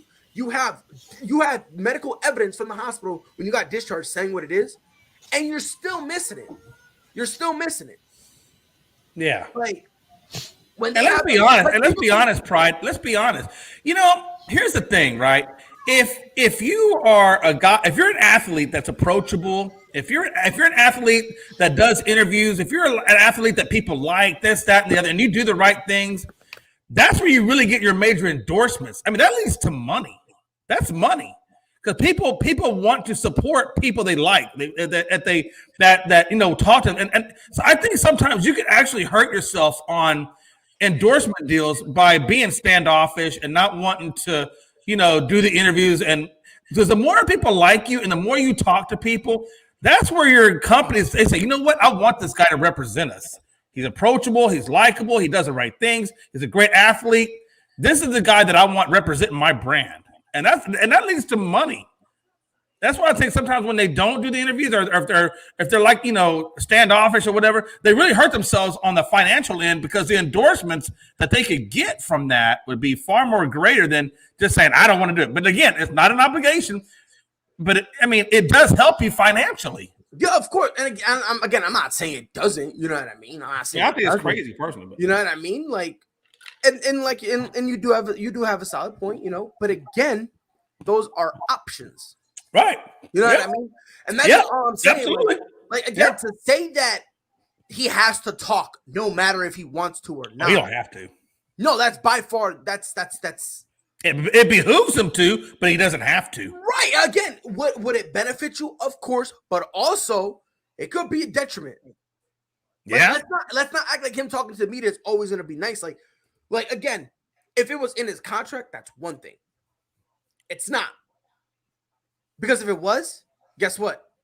He'd be talking to them after every game. Even if and then you could be like, hey, if the conversation or the interview doesn't go the way you want it, you always have the right to say, get the fuck out of here.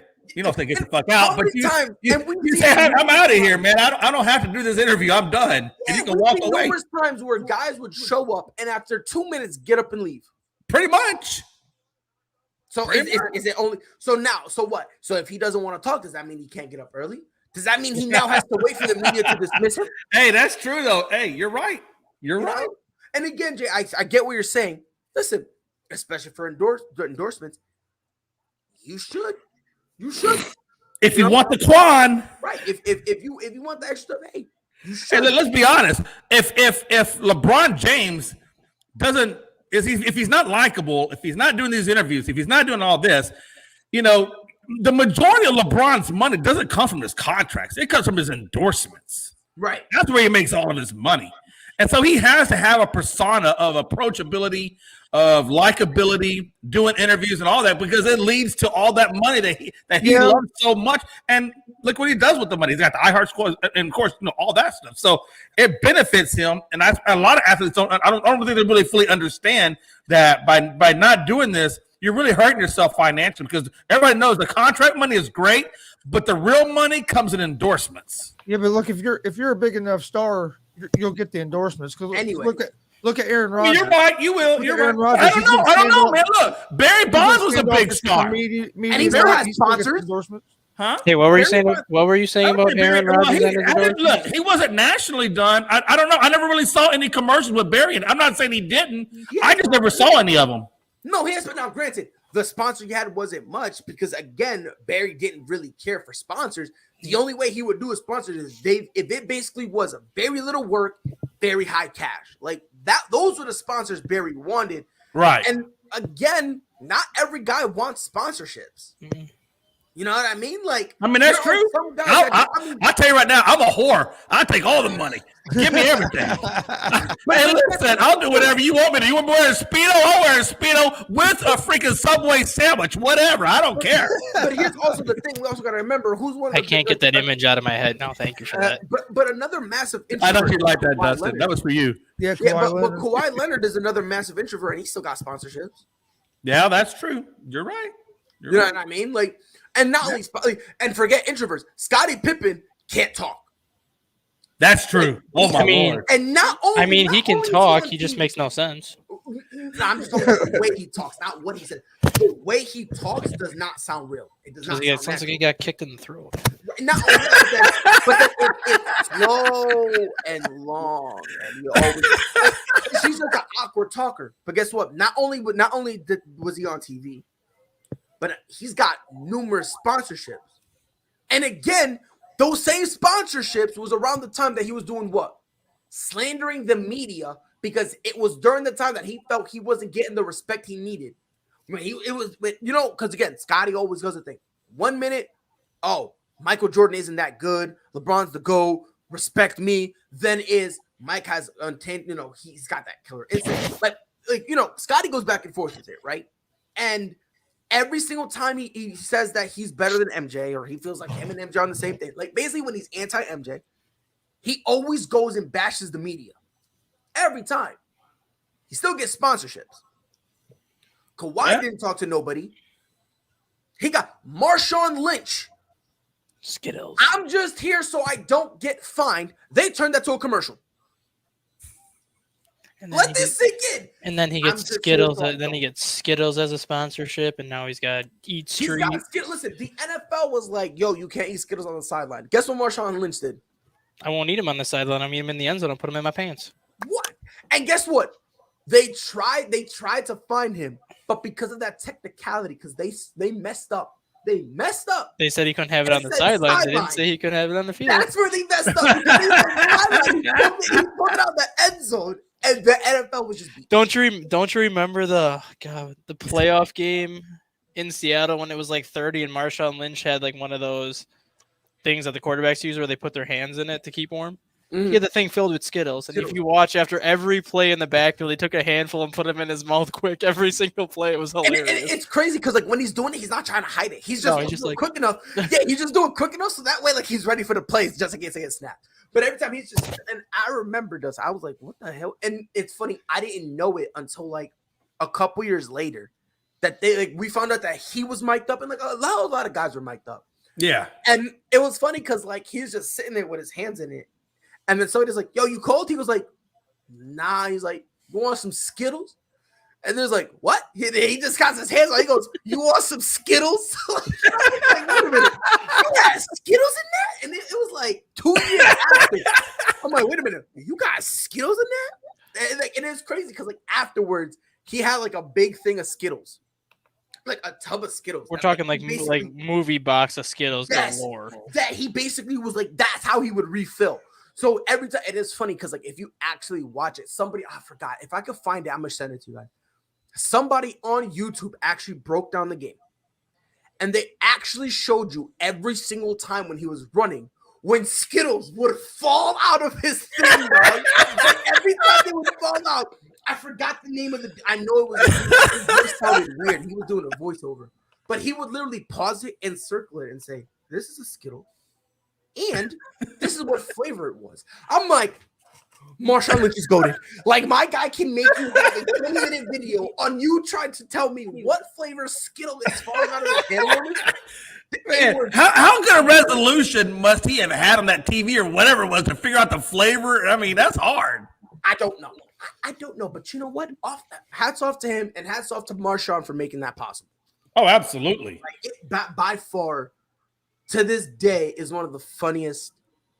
I've honestly, there's two videos, no, three. There's 3 videos I find myself going back to in my life. I try to go back to that one, but I can't find it. But before, when I first saw it, I was going back to it like once a week. There was that one. There's the I don't know if y'all remember it when Shannon Sharp was on the Ravens, and it was in the beginning, and like it was like in the preseason where they kind of do this. They have the rookie do the skits. It was a linebacker, Tim Johnson. He was pretending to be Shannon Sharp, and he had the bucket hat on. If you guys, it was on Hard Knocks. Matter of fact, if y'all don't remember, just look it up. It is. I would play it, but I think we'll get in trouble. Actually, that video I liked, and I made sure I saved it. I will send y'all. It's like a minute and like 15 seconds. And it's kind of funny because he's copying Shannon Sharp. And it's just funny because they made it for everyone. And he had the bucket hat on. He was like, "Hey, Zuko." He's like, "Where Ray at?" He's like, "Oh, I didn't see you. My hat's too low." And then he just he's just screaming. It is hilarious. So I go back to that. And then this one, Chris, I think you'll love this one. Julian Lane, when he was on the Ultimate Fighter. Let me bang, bro. I do let you bang. Oh my God. To this day, I go back. Whenever I am sad, whenever I hit a low in my life, I go there. And it's funny because I forgot the dude's name, the blonde dude who's holding him. But every time he goes, "Let me bang, bro." And then every single time I just say with him, "I do let you bang." And it's just the funniest thing ever, dog. But those are the 3 videos in my life. Hey, real quick. Hey, I want to rename this show. I want to rename it ASAP's Rabbit Hole in the Morning. The one video that I always watch, everyone remembers, is Randy Moss going straight cash, homie. When they asked how he paid for his parking ticket, Yeah. like, you charge it, you write check. He's like, "No, straight cash." Yeah, Homie. And I'm just sitting there, I'm like, I want to know how many wads of cash you just carry on you to just rip out. You honestly, when I first saw that, in my mind, I just imagined him not even counting, just like taking out a big roll. I don't know what's here. And just flinging him. It's like, "You gotta roll it. You." Like, every time I think of that, it's just, I do have experience with that too, because his second go around when he was with the Vikings that second time, Minnesota Vikings stay at a hotel that's like 30 minutes away from Lambeau Field, which is like 5 minutes down from where I live. And they usually get to the hotel like Thursday night, Friday morning. So then they kind of go downtown like Friday night, Saturday night, like as a team before the game starts. He ends up walking into the bar that my friends and I were at with him and his like 2 bodyguards. And I forgot what happened. It was either the bartender or just somebody at the bar just like stood up and yelled, "Hey, straight cash, homie." And Randy's like, "Hey, watch this." Rips out a wad of cash, throws it on the bar, and he's like, "Here's an open bar tab. Everyone's on me." I'm just like, how much cash did you just throw on that bar? So that's why. And the thing is like, it's like there's been videos of him doing that. Like usually when athletes do it, they count it out and see, all right, how much I got. He got wads and he just flings it, and he's just like, all right, whoever catches it, catches it. I don't care. Like my dude was. I wish I was good at sports. I really do. But the last topic of the day, we're gonna head over to the NBA. I'm going to basically read you guys the standings from both the East and the West. We're going to start with the East first. And I want you guys to tell me what surprised you so far. Like, which teams did you thought were going to be horrible that ended up being contenders, and which contending teams having a drop-off kind of surprised you? So Why don't you just break my article that I wrote for ASAP, and then you can just go off of that? Oh, you did one? Yeah, I said how the Eastern Conference look now and how it's gonna finish. Damn. No. We're not doing that. It's just like who surprises you up to this Yeah, point. the code ties into it though, because a lot of the stuff that I put in it. Well, if y'all go, It's always about Dustin and his articles. go to the Listen, web- Dustin, it's not always about you. We want to talk too, damn it. You can talk. You can read the article and you can talk. That's it, So Jay. that's- That's your extra credit for missing the homework assignment. That's right. Hey, That gets your I get it, man. I get it. So in the Eastern Conference, Miami is the number 1 seed, and Chicago is the number 2 seed. They do have the same record. Just want to throw that out there. Miami's Philly- got 2 wins in the head-to-head. That's why they're yes, seeded yep. low. They own the tiebreaker. Philly's 3rd. The Cavs are 4th. 5th is Milwaukee.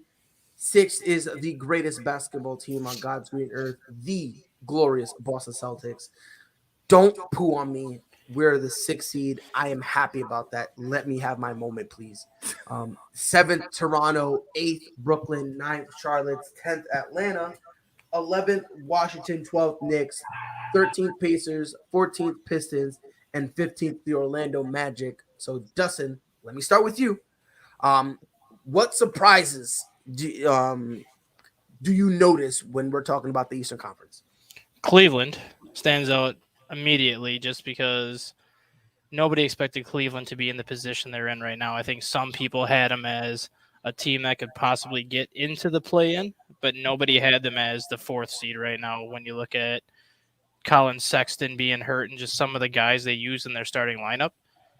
I don't think anyone expected them to be in the position they're in right now.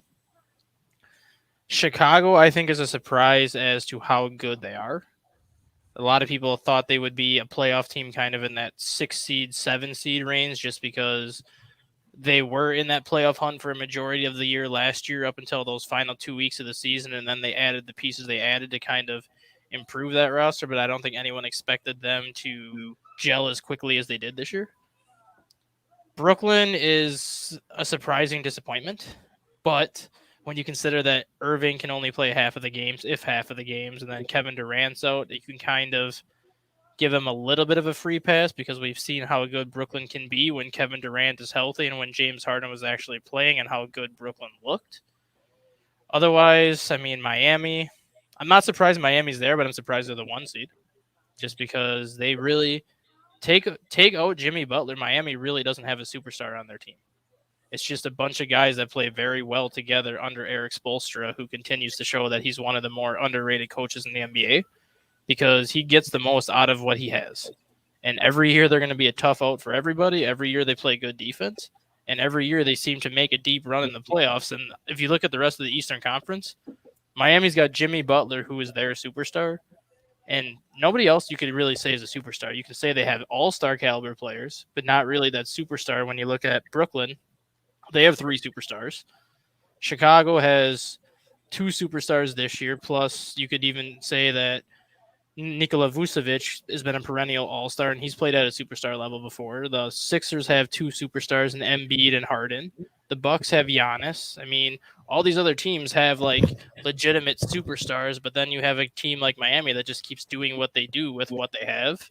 Y'all And I'll better give start putting some respect on Kyle Lowry's name. I'll give this to pride. Boston has surprised me. I did not think Boston was going to be in the position. I figured Boston was going to be a playoff team, but I figured they would get in the play-in and then have to play their way into the playoffs. I did not expect Boston to get to where they are right now. I mean, that's a 9-game winning streak will help you, but Boston is still playing very well under a first-year head coach, and you got to give credit to that coach and kind of give credit to where they are. I'm sorry, who was your surprise again? The Boston is in there.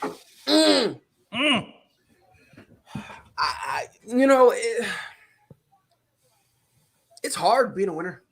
It's so hard. It's very taxing mentally, it's very hard. Very Here hard. comes a Freddie rant. No. There'll be no Freddie rant. If it was, it would be saying Boston's gonna win the championship, and I'm not going that far. Now I'm gonna root for my team, of course, but again, second round. That's my NBA Finals. Jay, Eastern Conference. What surprises you got for me? Oh, Dustin not putting some respect on Kyle Lowry's name is kind of suspect to me, but that's okay. I think Kyle Lowry should get more respect for what he's done. He is an NBA champion after all. I said he's an all-star. He's not a superstar. I don't know. I think he should be a superstar. He was. I think he should be. Jeez Louise, man. No respect. You can't get no. I feel like there's a Rodney Dangerfield moment in there somewhere, but that's okay. Hey, listen, the whole Eastern Conference, or not the whole Eastern Conference, but definitely the playoff side of the Eastern Conference has been extremely surprising to me. I mean, a lot of it is. The fact that Milwaukee is sitting at number 5 when they were the NBA champions last year is surprising to me. The fact that Atlanta Hawks, who were in the playoffs last year, and they're not in the playoffs, is surprising to me.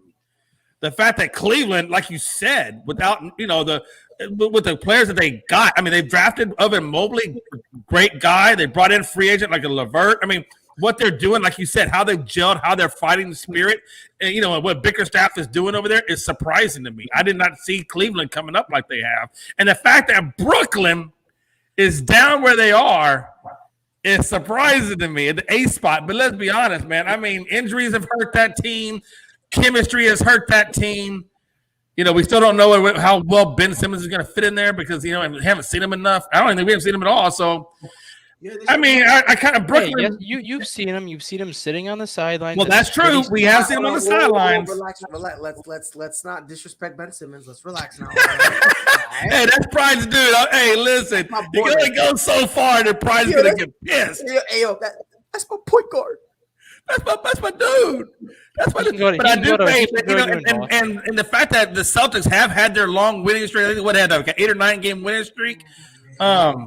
Celtics are heating up a little bit, but yeah, man, I think the biggest surprise for me is just the fact that Milwaukee, I expect more out of them. I expect them to be higher and not in the 5th seed for crying out loud, and especially since you're coming off a playoff year. I mean, a championship year. So, for me, it's Milwaukee.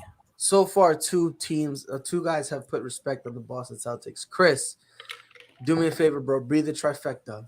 What surprises are in the Eastern Conference? The Cavs was a big surprise, which everybody's already said. I think they're another team, the Bulls. I think the Bulls are a big surprise. I know people expected them to be better, but I don't think anybody expect them to be as good as they have played, especially with all the injuries the Bulls have had this year as well. Other team was a big surprise for me was the Indiana Pacers because I didn't think they was going to suck as bad as they have this year. I thought we would be contenders, not maybe to win the East, but at least to be in the playoffs. And injuries, and then we end up blowing the team up. And I agree with Miami being a surprise too, just because they don't have that big star like Dustin was saying. It's more of a committee. What about the Boston Celtics? No, I'll give Boston some love because they are better than what I thought they would be. Especially earlier in the season, we were watching some of their games and we were. It was rough. The beginning was rough. Whoa, it was rough. Now they seem to turn it around. So I say, listen, you stick with your team, you get bragging rights for life. I think we're all in agreement that the Eastern Conference itself has been a big surprise because everyone from the 1 seed through the 8 seed are separated by like 6 games where legitimately anybody can get hot and overtake that 1 seed and anybody can get cold and fall back. And I one up you from the 1 to the 10 seed. I think it's 7.5. Under 10 games. Yeah, it's like 7.5 is the 10 seed is what they're. That's it. Yeah, no. Well, right now it's 9.5. 9.5. Okay. Yeah, the 8 seed, which is Brooklyn, is 7. 7. You know what I mean? But like anybody can get hot and anybody can get cold, and a team can go from 10 to 3 or 1 to 4. Exactly. Like, you know what I mean? Like one hot streak and all you can put yourself in favorable position. Obviously, we're gonna start with the Boston Celtics. We are a phenomenal organization. We're just phenomenal. We're great, you know. We're not talking about the fact that we're the 6th seed. We're not going to talk about that. Okay, just let me have my moment. Chris said it. The first half was rough. It was rough. All right. I just need a little bit of happiness. Derek White is now a top 3 player in the league. Don't at me. All right. Look, listen.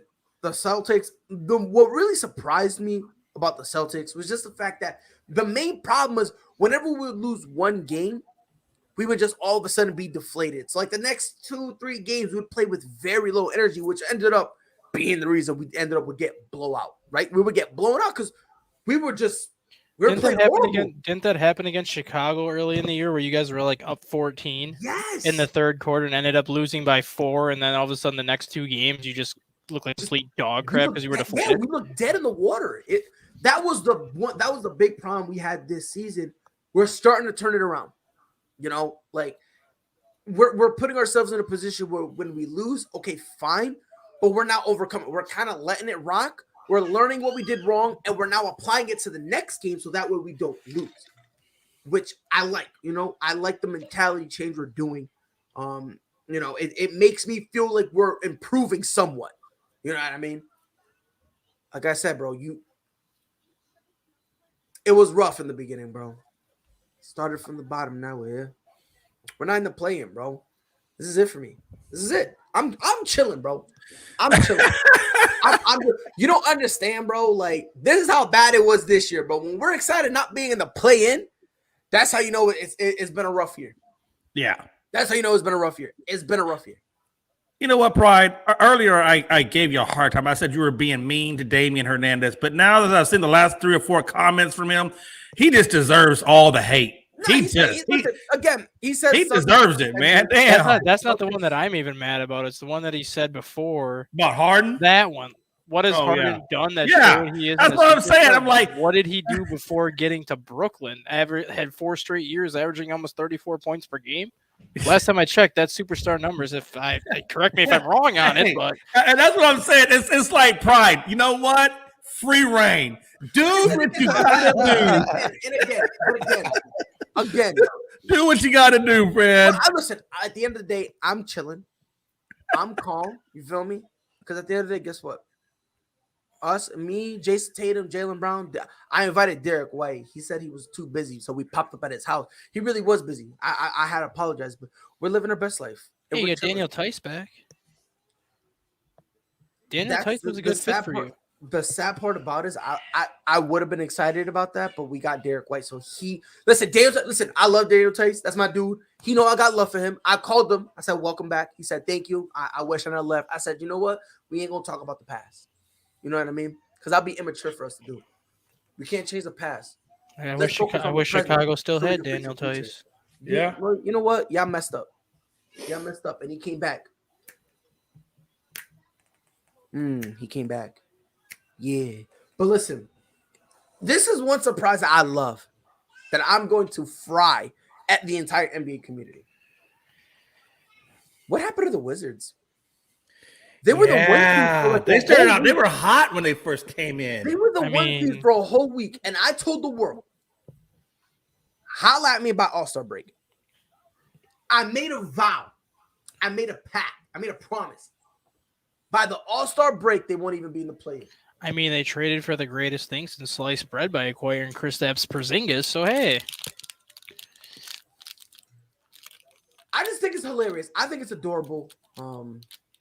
That the Washington Wizards, who was, they were the number 1 team, they were supposed to be legit. They were supposed to be a threat. And I told the world, look, man, when you start playing with pressure, when the expectations are there, this team will not rise.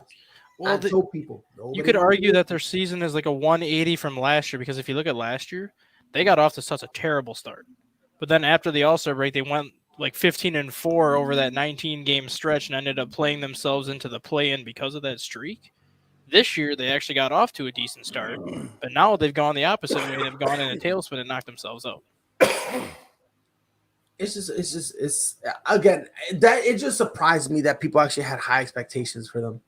It really does. It really blows my mind. Like, again, I like Bradley Beal, but outside of that, who's your next best player? Porzingis. Now you traded away Dinwiddie, who was your second best player. Right. And even then, at the same time, they wouldn't really showcase Dinwiddie because you know who they would try to showcase more? Kyle Kuzma. Mm-hmm. Yeah. Let me know how that works out. Is it wrong to say that I didn't have high expectations for the Wizards? I just had higher expectations because of how they finished last year? No, that's horrible. Well, in my opinion, and the reason is, well, first and foremost, I had no faith whatsoever in Washington. Period. I said last year, if they make the play, they're getting bounced, and they're like, and there's still people out there that go, oh my god, they were in the plane. That's a great year. Again, not really, but again, teach their own, whatever. But when you listen, I told this. When you bring Kyle Kuzma in your locker room, you're not doing shit. That is just a fact of the matter. When you bring Kyle Kuzma, the kid is more of a detriment than anything else. Okay? LeBron had to turn back the hands of time to win with Kyle Kuzma, and AD had to play 10 times better than prime AD. He had to. Just for the Lakers to beat the Heat in 6. So I mean, when Daniel Gafford is your starting center, that's kind of an issue too. I mean, yeah, but honestly, Daniel Gafford is way better than Kyle Kuzma, and I don't even think it's close. I don't like Gafford. But I just want to get that right out the way. Chicago, definitely. And it's for a lot of the points that Chris touched on. Not only did, people were really high on the acquisition of DeMar DeRozan, but not only that, after everything the Bulls have went through, every player has missed at least 10 games. And for them to be tied for the number ones or in the second seed with a tied record, you can't complain about that. Do you think if Stephen A. Smith and all these experts could go back on it, they would say the Bulls won the offseason with that DeRozan acquisition, as opposed to saying that Chicago made the biggest mistake by bringing him in? No, I don't think so. Because listen, and I'll be honest, I did not think that this trade was going to be that, the acquisition was going to be great. I didn't think it was going to be garbage. I thought with everything, I thought you guys were going to be like the 4th or 5th seed. I mean, technically, we still could, depending on how the rest of the East plays out. Right, but I never saw you guys in contention for the number 1 seed. Oh, no. At all. You know what I mean? And you guys did great, but then again, now we're not allowed to talk about Chicago because we got to stop pretending like they did anything. Some people just shouldn't be talking sports. The Western Conference, the Phoenix Suns are number 1, Golden State number 2, Grizzlies 3, Jazz 4, Dallas 5, Nuggets 6, T-Wolves 7, Clippers 8, Lakers 9th, Portland 10th, Spurs 11th, Pelicans 12th, Kings 13th, 14th is the Thunder, and 15th is the Houston Rockets. Jay, what surprises you got for me in the Western Conference? Yeah, the surprise for me, obviously, is I guess I don't know if it's really a surprise, but I mean, because I guess we kind of all speculated at the beginning of the season was just how far down, the Lakers have fallen. In terms of so it surprises me a lot is really just the play of Memphis and John Morant, man. I mean, just God, man, they're playing. It's just at such a high level, man. I mean, I really am looking forward to the playoffs because I think between those 3 teams, between Memphis, Golden State, and Phoenix, it's going to be a hell of a battle going out, man. I mean, those dudes are going to be fighting, and obviously Phoenix. The play of Chris Paul and how well he's doing there, Phoenix is just looking. I mean, the fact that they were the first team to 30 wins, and I think they still had the best record. I mean, that's just phenomenal. I mean, I expected them to be good, but I didn't expect them to be this good. And they're really looking. They're looking pretty sharp. They really are. I do like how they're looking. So I do like that one. Chris, for the Western Conference, what surprises you got? The Memphis Grizzlies. No, I don't think anybody expected them to be where they're at. And John Morant. I don't think everybody thought John Morant was good, but I don't think they expect him to be playing at this level this quick. I mean, he's put that team on his back, and the Lakers. I didn't think they were. When I saw the construction of the team, I didn't personally expect them to go deep in the playoffs. But with having LeBron, everybody expected them to go deep in the playoffs, and they might not even make the playoffs. So I would say they were a surprise. I think the Timberwolves are kind of a surprise too. They've been playing good ball here as of late. I mean, look, nobody expected Minnesota to even forget the play-in. You know what I mean? But now they're in the 7th seed, only 2.5 back from the 6th, from that 6th spot. So. And I think you have to say the Warriors are a bit of a surprise too. So Said no. no. I'm asking. Do you really think so? I think a little bit. I think people thought they'd be better this year, but the way they started the season, Okay. the way they started the season now without Clay Thompson and some of them younger players that stepped up, I think that was a little bit of a surprise. Oh, Jordan Poole's playing amazing. He's been playing outstanding this season. Yeah, no, I like Jordan Poole. I like him a lot. I really do. For me, the Clippers are really surprising for me. Yeah, that's one I forgot. And I'm gonna tell you why, because I see you laughing, Jay. But think about it. Their two best players are out, Yeah. and they're in the A seed. Yeah. And one of them is probably out. I think Kawhi is out, and definitely He's not for this coming back. season. He's not And I coming think back. they might get Paul George back, but Kawhi's Even then, definitely that's a question done. mark. That's a question Yeah. mark. But you do that, so that's kind of, that's interesting for me. Minnesota, that right there is a big surprise. Because again, let's be honest, nobody thought at all that the Timberwolves would even be in the play-in. I did. You did? I mean, you have Karl Anthony Towns, a legitimate top 5 big man. Mhm. You have Anthony Edwards, who's proving that he should have been the number 1 pick when he got taken number 1. D'Angelo Russell has always been overlooked. He was very good when he was with Golden State. And he finally got the recognition he deserved when he went to Golden State because he finally got to a team that was in the national spotlight to see how good he was. Mhm. So Minnesota has a good 3-player core right there that they can build around. I do think so. But I always thought, I mean, let's be honest, they always had a big 3 in some aspect, or And at they least came- some semblance of it. And they came never close did to anything making with the it. playoffs 2 years ago when Thibodeau was their coach. I think they only missed it by 1 game. And that was before the play-in was created. I think they ended up with the 9th seed that year, and they were only 1 game out because I think they finished like 40-42. So they were close a couple of years ago to getting in. It was just a matter of getting the right coach, and then the coach they had last year was just terrible and had no business being the head coach. So they kind of took a step back last year. But I thought they had a shot to get in the play-in. I didn't think they'd be the 7th seed, but I thought they could get into the play-in this year. Yeah, I didn't think so. I'll be honest, I didn't think so at all. I think Dallas has surprised me a lot this year. I didn't think Dallas would be in the position they would be in, especially when it's basically been Luka or nobody this year because Porzingis has been hurt most of the time. He's been hurt more than he's been healthy. Trey Burke has had a good, or not Trey Burke, Jalen Brunson has had a great year playing alongside Doncic, and now you give them Dinwiddie. I mean, that team's going to get better. Memphis is the biggest surprise in the Western Conference by far, just because it's Ja Morant and Jaren Jackson. But who else is a star on that team? Again, similar situation to Miami. A bunch of players that just know how to play very well together, and they're just kind of capitalizing on one superstar, and then everybody else just knows their role and fills in well. But you still have to say the Lakers are the biggest surprise in the Western Conference, and it's for the sole purpose that they have LeBron James. When was the last time you saw a LeBron James team struggle as much as it has? Regardless of injuries, regardless of anything, LeBron James typically always has his team in the playoffs, no matter if he has help or not. So the fact that they're where they are, that shows you that LeBron, like you said many times, the days of LeBron carrying a team are over. And he's done that so many times in his career. Like you can go back to his days in Cleveland. Mo Williams, Zydrunas Ilgauskas, Anderson Varejao, and LeBron James, and they ended up winning 56 games that year and got to the NBA Finals when it was him and nobody else.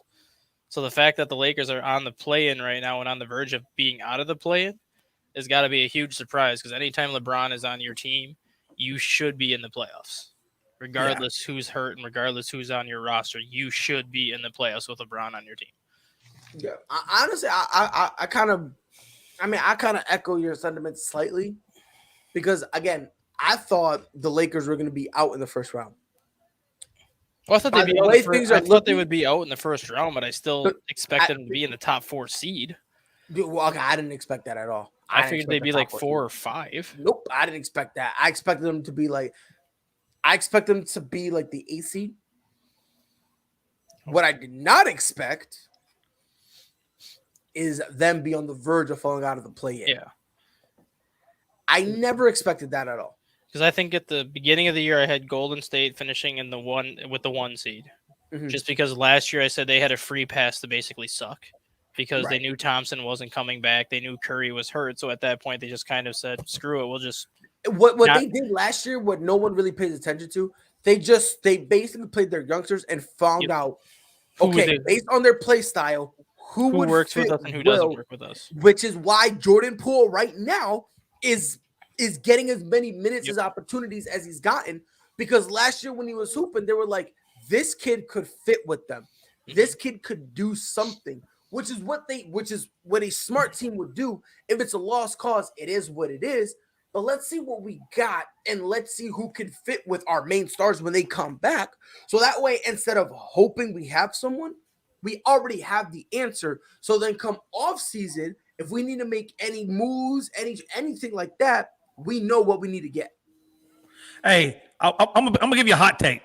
I got a hot take. And Dustin, hey Dustin, watch this. You ready to see a rabbit hole emerge? I'm about to open up the biggest rabbit hole you ever saw in your life. It's almost, I would say, it's almost bigger than the Grand Canyon. That's how big this rabbit hole is I about live to in be. Wisconsin. We got massive rabbit holes here. Hey, that's true. Well, you about to see a huge rabbit hole, and you about to see Pride get so pissed, and you about to see veins popping out the side of Pride's face. Here it goes. You ready for my hot take? Pride. Do your warm-ups, Pride. You can't get mad without doing your warm-ups because I don't want you tearing a tendon or a rotator cuff or something like that. So do your warm-ups, Pride. Here it comes. ASAP Network is not responsible for the actions of Pride after this tournament. Hey, here it comes. You ready for it? Hey, Chris, you ready for it? You ready? Chris, you ready? Did you do your warm-ups? Okay, here it goes. The GOAT, if you're the GOAT, doesn't do play-in. Let that sink in for a minute. If you're the GOAT, why are you doing a play-in? Let that marinate. Let it marinate. Let it marinate now. I'll give you a few reasons. Well, first of all, the play-in is now, right? Now, MJ in his career, he would have been in the play-in if it was invented when he was playing. So, I mean, he still would have been in there. That's one. Two, this is how I know that you, Rob, Freddie, everybody actually believes LeBron's the GOAT. And I'm going to explain why. When Michael I told you it was going to be a rabbit hole. Here we go. No. I'm going to say this real quick. I'm going to let it simmer and then y'all do what y'all want. When Michael Jordan was struggling early in his career, he was hooping, but his team wasn't good. That was the excuse, right? Okay. When he went to the Wizards, it's because he was older, right? That's true. I think he was damn near 40 at that 39. point. So Where was he? How 39? 39. Yeah, like I said, damn near 40. So, isn't it funny how LeBron has played more years, more minutes, and more games, yet at this stage of his career, we hold him to the prime LeBron standards? Think about it. Every all-time great, Kareem And yet he Abdul-Jabbar. fails that standard. Hold on. Kareem Abdul-Jabbar, Kobe Bryant, Michael Jordan, Larry Bird, Isaiah Thomas, Joe Dumars, Scottie Pippen, Tim Duncan, David Robinson. You name anyone, there's always an excuse to whatever they've done. Always. What's the excuse for MJ? Hold on. MJ has been great. What's I'll let MJ? you What's his speak your excuse? piece. I'll let you speak your piece. Oh, I'm man. my bad. Yeah, it's okay. I'll let you speak your piece. It's funny how all of them, it's okay for them to have their failures. Yet LeBron James is the only player, and I don't care what anyone says, because it would be impossible to fact check me. LeBron James is the only player in the history of the NBA whose expectations, whose bar, and what was demanded of him was perfection. And honestly, by you saying that, that is exactly why I don't think he will win another MVP because of you saying that. Because he's this is 17th year now, right? God, I don't know. Bron's been in the game a hot minute. I thought it was 18. Is it 17? 2003. Yeah, 2003. Yeah, I thought it was 18. So at 18 years in the league, He had a great rookie season, but his rookie season was still the worst year he's ever had, and he still wasn't bad. He averaged like 22 points a game as a rookie. Right. But take away his rookie season, the type of numbers that he's putting up right now, he's put up for 17 years. So the numbers that he is putting up are the numbers everyone expects him to put up.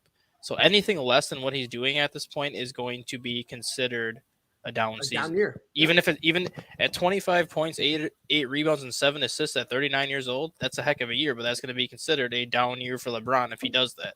So the fact that he's had this standard for as long as he's had it is the reason why I don't think he's going to win another MVP, because now it's getting to the point where he's just performing at the level that he's always performed. Then you have guys like Jokic, who has always been a good center, but the last 2 years he's taken his game to a completely different level that nobody's seen out of a center in quite some time. Same thing with Giannis. Giannis took 3 or 4 years to kind of develop into the Giannis that he's turned into. But now that he's done that, everyone is going to expect Giannis to put up the numbers that he's put up the last 3 years. And if he doesn't, it's going to be considered a down season.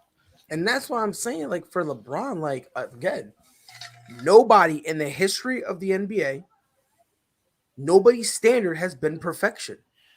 Nobody. Because every single time something happens, there's always an excuse. Always.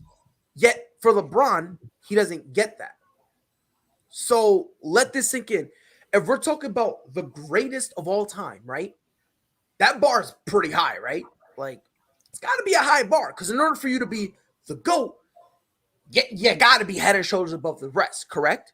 Now, I still put him number 2, but I put him at the GOAT. I put him at the GOAT of this generation, but I still put him number 2.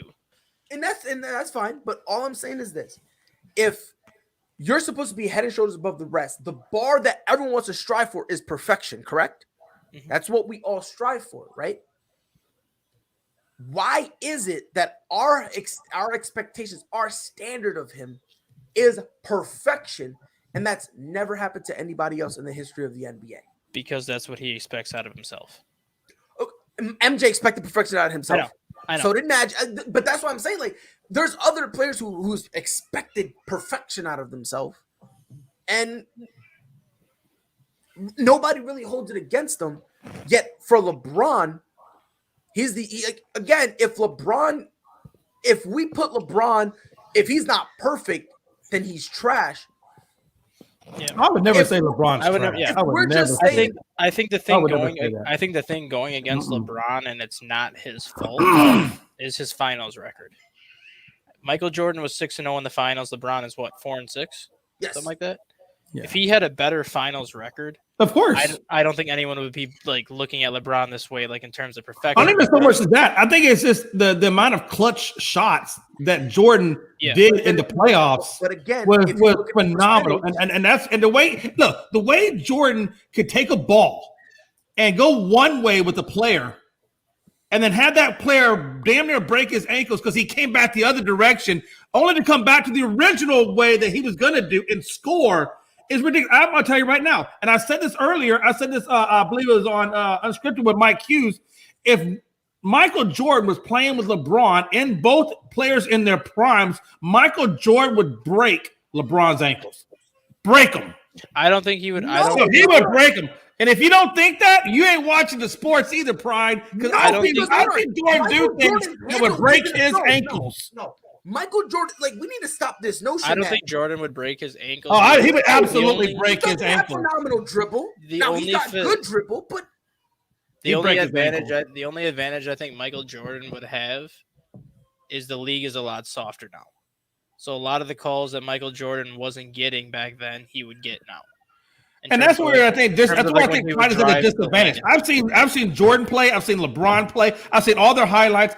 I'm telling you, man. Pride wasn't there when Jordan was doing Jordan-like moves. The way he could fake you out, the way he could go 3 different directions and have you looking stupid is crazy. He doesn't do. What you're mistaking is his aerial acrobatics, which was phenomenal. No, I'm talking about when he's on the floor. When he's on the damn floor. No. Maybe what I saw in the playoffs, maybe what I saw was wrong. Maybe my eyes didn't see it. Jay, if you watched Michael Jordan, he always telegraphed what he did. I get it, but not everything was telegraphed. But Not I'm saying, everything like, was. Not I'm everything saying, was. like, if you watch when he had the ball, he would drop his left shoulder twice. That would mean he's driving to the right. He would get the ball, drop his left shoulder once. That means he would go to the left.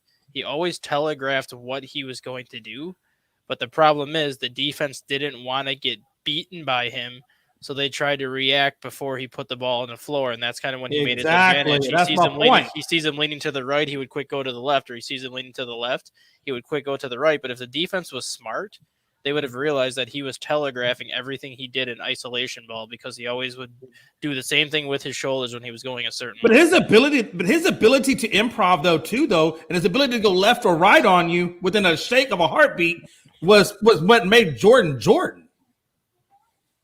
I'm telling you, I guarantee he'd break LeBron's ankles, man. No, he would.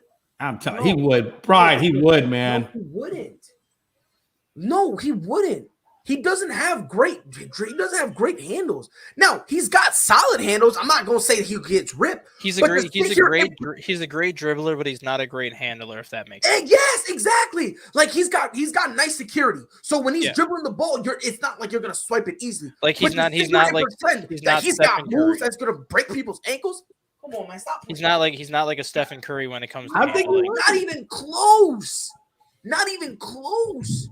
Hey, listen, he didn't even have this. He didn't even have the best handles in his own generation when he supposedly ruled. Because you got people saying John Did rule. No, it wasn't supposed. Now, Prime, it was supposedly ruled. He ruled. No, it's supposedly. It's not supposedly. There's no supposedly about. He's 6-0. He's 6-0 in the playoffs. How is that not ruling it? I'm gonna answer it right now. How many years did he play? Because I don't know. He took that sabbatical for a hot minute. Because on his watch, the Lakers won rings. On his watch, the Celtics won rings. On his watch, the Detroit Pistons won rings. The funny thing is that, to me, what Jay just said is going to be the biggest mystery in the history of sports. You had a three-peat, you leave, you come back, and you have another three-peat.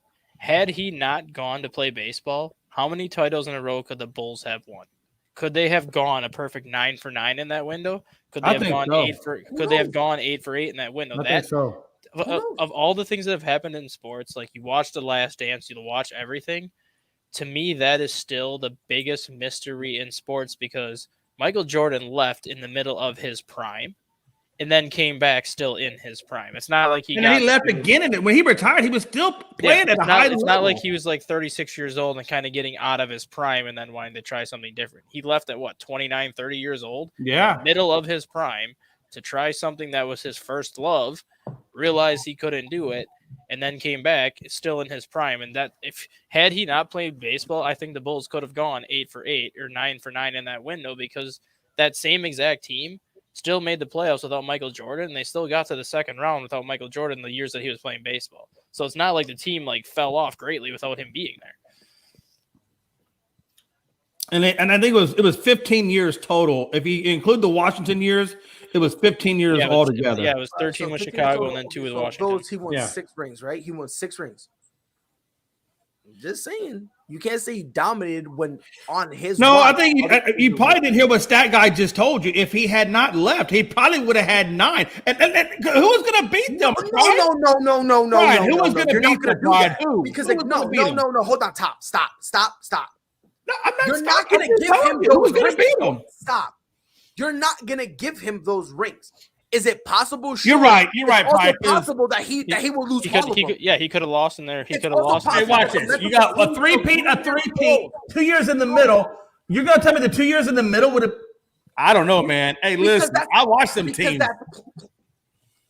I watched them, Brian. So by your logic, okay, fine. So let's go by your logic.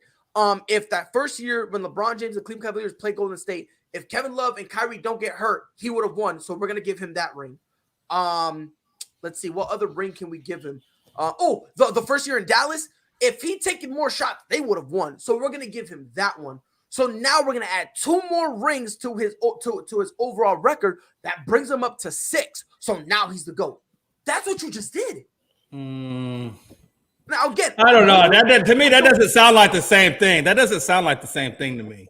Chris, that doesn't sound like the same thing. Isn't it the same thing? Yeah. It doesn't Now, sound again, like the same thing. And again, I don't know if Jordan could have done it. Because No, yeah, the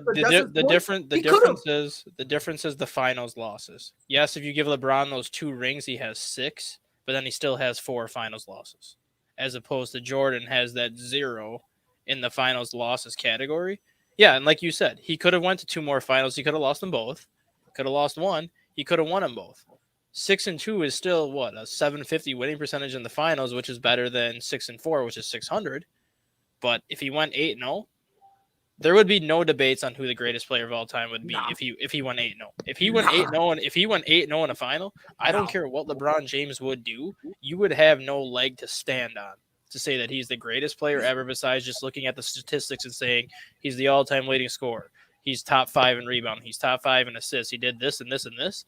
But the reality is he still lost 4 NBA finals or 6 NBA finals where he is now. And that alone is going to carry a lot of weight to determine who the greatest of all time is. Right. That's the only thing that I love Michael Jordan. I still do. I followed him growing up, and it's going to be very hard for me to put anybody better than him. LeBron will be the closest one that can get to that level. And that's the one thing that's always upset me about Jordan was, why would you leave to play? Oh, I agree. It upset me too. I grew up in that era to do what they were doing. No, it upset me too because hey, listen, when you're winning every single time, it does upset you. Can I ask a question real quick? When Michael Jordan left, can anyone refresh my memory? Because I'm dumb. Who was the Chicago Bulls head coach? It was Phil Jackson. So Phil Jackson was still the head coach after he left? Yeah. Yeah. Are you sure about that?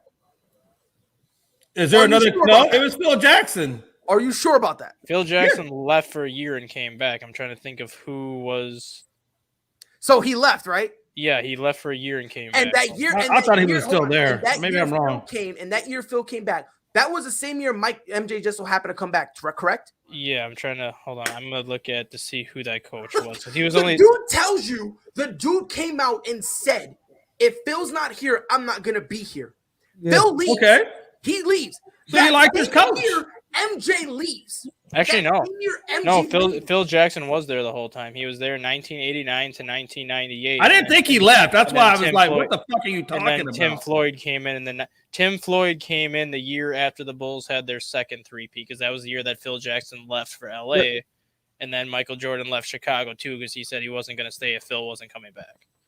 Because I'm pretty sure I lived through every single one of those years. During that 9-year window, Phil Jackson was there the entire time. He was 545 and 193 during that 9-year stretch.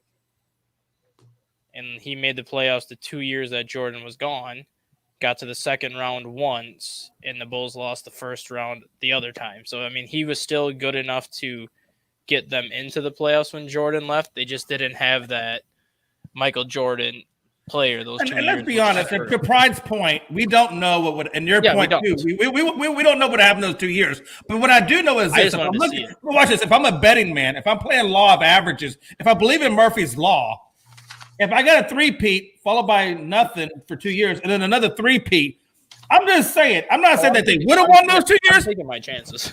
But I'm gonna tell you right now, if I'm a betting man, I'm putting my money on Jordan during those 2 years. And I'm pretty sure that's why I'm going to walk away with the cash. That's why I say I want to see it, because that would have been equivalent. And I know, and that's what it is. That's what's frustrating. It is. It's frustrating because, man, I mean, God. And it's frustrating, but it's not frustrating because that was the 2 years of my Houston Rockets did get our 2 championships, so I can't be all that mad. But here's the deal: when he came back in that second three-peat, the Rockets actually had their own super team. They had Drexler. They had it was Pippen, Barkley, and Olajuwon, and they still couldn't beat him. And the thing is, had he won 8 championships in a row, that would have been equivalent to what UCLA did in the NCAA when they won their 7. Right. But that would have been something that would have never, ever happened again in the NBA. Ever. And let's be honest. If you look at the level of competition that Jordan went up against, because Pride said it wasn't that great, I can't imagine a better duo than Hornacek, or I should say John Stockton, Karl Malone, and Hornacek, and Greg. I don't think Greg was there at that time. And you had Bill Russell, who was one of the best defenders in the NBA that year, who Michael Jordan hit his final shot over. I'm telling. Listen, that there was great competition during those years. You It was had- great You competition. had It wasn't like, you had Reggie Miller and Chris Mullen for the oh Pacers. hell yeah, you had, and he also had the Seattle SuperSonics playing good with Gary Payton. Kemp and Payton over there, and then the Knicks had Patrick Ewing, Allen Houston, Spreewell, and all those guys. I'm just And like I looking said, you don't get the ticky-tack fouls like they get today. No. There was you had to earn your fouls back in those Yes, days. you man. did. All right, yeah. So MJ took his bonds with him his second retirement. That's when he said that he didn't. Yeah, that he didn't That was want the to year that play, Tim. That was the where it year was that too Tim hard for Floyd him came in without Phil Jackson. because that's the year that Phil Jackson's contract was Yeah, expired. because they gave him 1 year, and then Krause was like, "Yo, if you go 82, Hey, Pride, I'm gonna need an apology. They told him it for didn't that. matter I what- need an what apology. they done that No, season. no, He was- hold on, he was Chris. leaving. I need an I'm apology still for right Pride. though. I'm still I right. need an MJ said apology he- for Pride for talking about how confident he was that Phil Jackson wasn't there the whole time. Pride, I will wait for my apology, and I'm probably going to die holding my breath. I know that already as a fact, but I don't have that much longer to live anyway. I'm 50 and I'm almost dead. What does So it it's say? all good. What does it say? The highlighter. What does it say? I can't read that. I don't have my bifocals on. Michael Jordan made it clear that he didn't want to play for another coach, Yeah, and that's exactly right. I agree. which He is didn't why want to play for another coach. which is Right. why he left for Washington because the Bulls did not extend Jackson after that '98 season, which is why Which was dumb on their part. They should have extended him. And they told Jackson before the season that they weren't going to extend him. Yeah. Yeah, they did. I remember that. I remember when it happened when they said that. And I was like, how do you not – you just come off a three-peat. How do you not extend him? That don't even make Easy. sense. Well, that's easy because at the time they felt like Phil didn't do anything. That was their logic. They felt like Phil didn't do anything. No, I wouldn't say that. I mean, a coach is still a coach. A coach has to manage a team. No, that's how they felt. That's why they felt. They felt like they could put a new coach in Anybody, and yeah. everything was going to be the Kind of same. like what Jerry Jones did when he got rid of Jimmy Johnson and put in Barry Switzer. In his mind, it was like it don't matter who the coach is; it's the players I have that makes the difference. Right. And the Chicago Bulls kind of had that same mentality. Now, the end result is basically the same.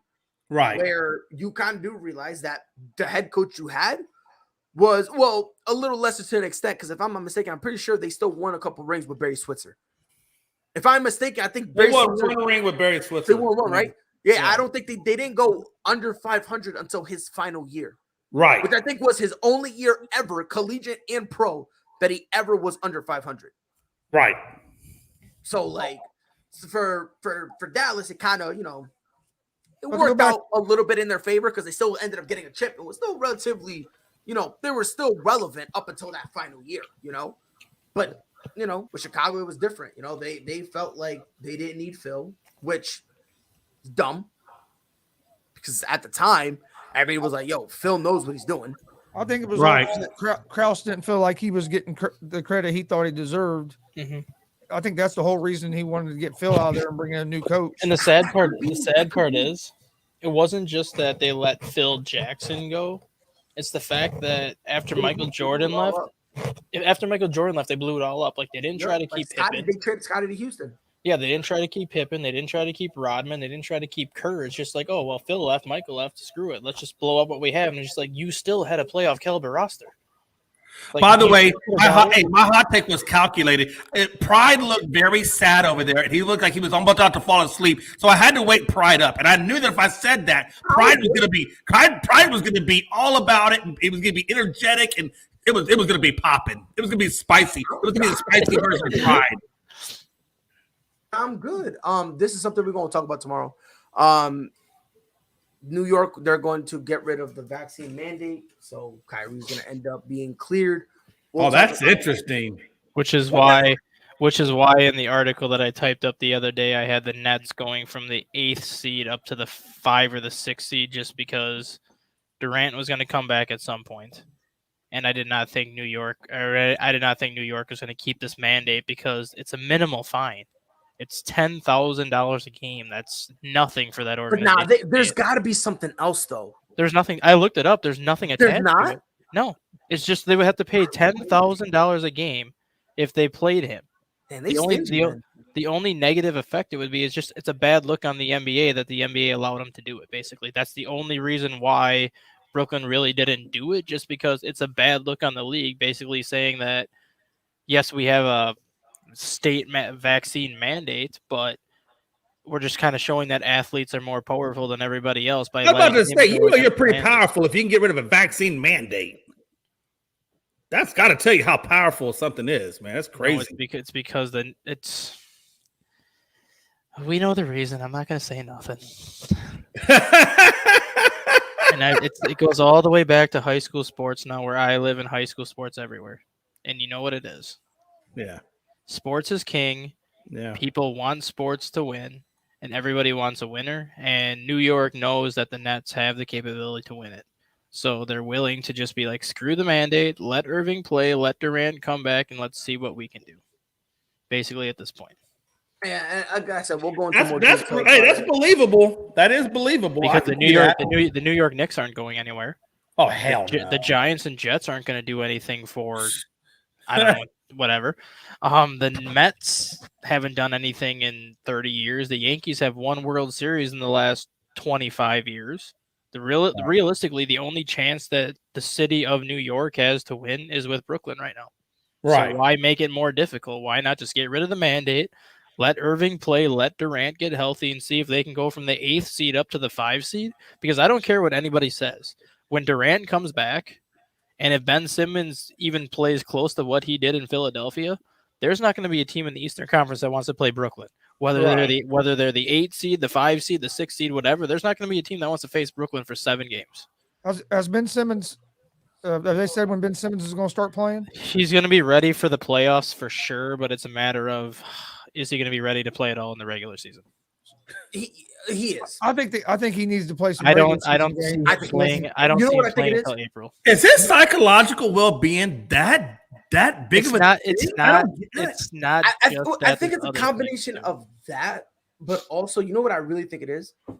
I think it's a calculated move on Brooklyn. Yeah. I They think don't- they're just waiting. They don't want to. They don't want to tip their hand. Yeah, No, how, they're- what how they you going to want- prepare for him? This is their mindset. Look, if we put Ben Simmons out there, who knows? We're probably still going to end up losing.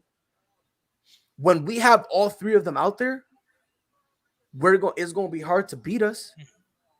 Now again, He won't play until April, but that still gives him 10 or 11 games in April to get ready for the playoffs. So basically 2-3 weeks. And again, and listen, and this is what this Brooklyn Big 3, each of them do something different. Mm-hmm. So it'll be a little easier for them to kind of get incorporated with each other because And this was not Ben Simmons' idea either. no, This is Steve Nash's idea. yep, This is Steve Nash basically not wanting to tip his hand. Be Yep. like, we have Ben Simmons, but why show teams what we can be now when we can wait until the playoffs and they don't have time to prepare for it? He's gonna have to play some games though. He'll play like 10. I see him playing the final 10, which is basically the month of April, which gives you 3 weeks to pretty much prep Yeah, yourself and get ready. Yeah, he's gonna have to because a full year off. I'm Bro. still going for him finals MVP. You could argue more I than mean, that. his game conditioning, everything's got to be. You that's could gotta argue be he's weird had to more see. than a full year off because wasn't he hurt last year too? And missing No. I thought he missed time during the second half last year because he was hurt. No, I don't think so. I thought he only played like 50 some games last year. Maybe even if he did, he played the playoffs. So that's what I kind Yeah. of think. But I thought mean- from like February through like April, he missed like a large chunk of games. I and mean, then, let's like, say if he ended up doing that and then missing a full year, yeah, That's definitely rough. You gonna have to get back on that court and Hell yeah. because the thing is, imagine if you're trying to get him in game shape in the playoffs. Yes, he's probably in game shape right now. I think it's just more of a matter of like, I don't know if he's shooting. I don't know what he's doing, but like conditioning wise, he's probably running. Like, yeah, last year he only played so he played 81 games in 2017, 79 games in 2018, and then he played 57 games in 2019, but obviously COVID, so he played 57 out of 61 or whatever. But last year he only played in 56 games. So he missed 26 games last year, and a large portion of that was like right around the All-Star break and after the All-Star break. So he went into the playoffs last year basically out of basketball shape because he missed like a month. maybe. Listen, we're gonna talk about that more tomorrow because That's going to be interesting. I got a conspiracy theory. Oh. So what I guess before we sign off, since we just brought that up with Ben Simmons, What do you do if you're the Chicago Bulls at this point? Because Lonzo Ball, Alex Caruso, and Patrick Williams are all supposed to be back by around March 10th. Do you stick with the starting lineup that you have right now that's been winning games and kind of integrate those three back into the lineup so you don't really tip your hand? Or do you want to get all three in the position you want them now and just see if you can win the East with what you have? Lonzo starts, Caruso and Patrick Williams off the bench. So you want to take Ayo out? Ayo's been playing. Ayo's been playing. But here's the thing. Ayo, however you say his name. He's been playing good. I would have him come off the bench, give him still valuable minutes. The problem with that is there's going to be an odd man out. I think the odd man out is going to be Javonte Green. Which it's unfortunate. Because Javonte Green's played well. And I think the Bulls realistically are. He has, but you got to pick between Ayo and Javonte Green. You're gonna have to. No, pick. Patrick Williams will take over Javonte Green's spot because Javonte Green's their 4. Right. So he goes in. So then you have Zach as your 2, DeRozan as your 3.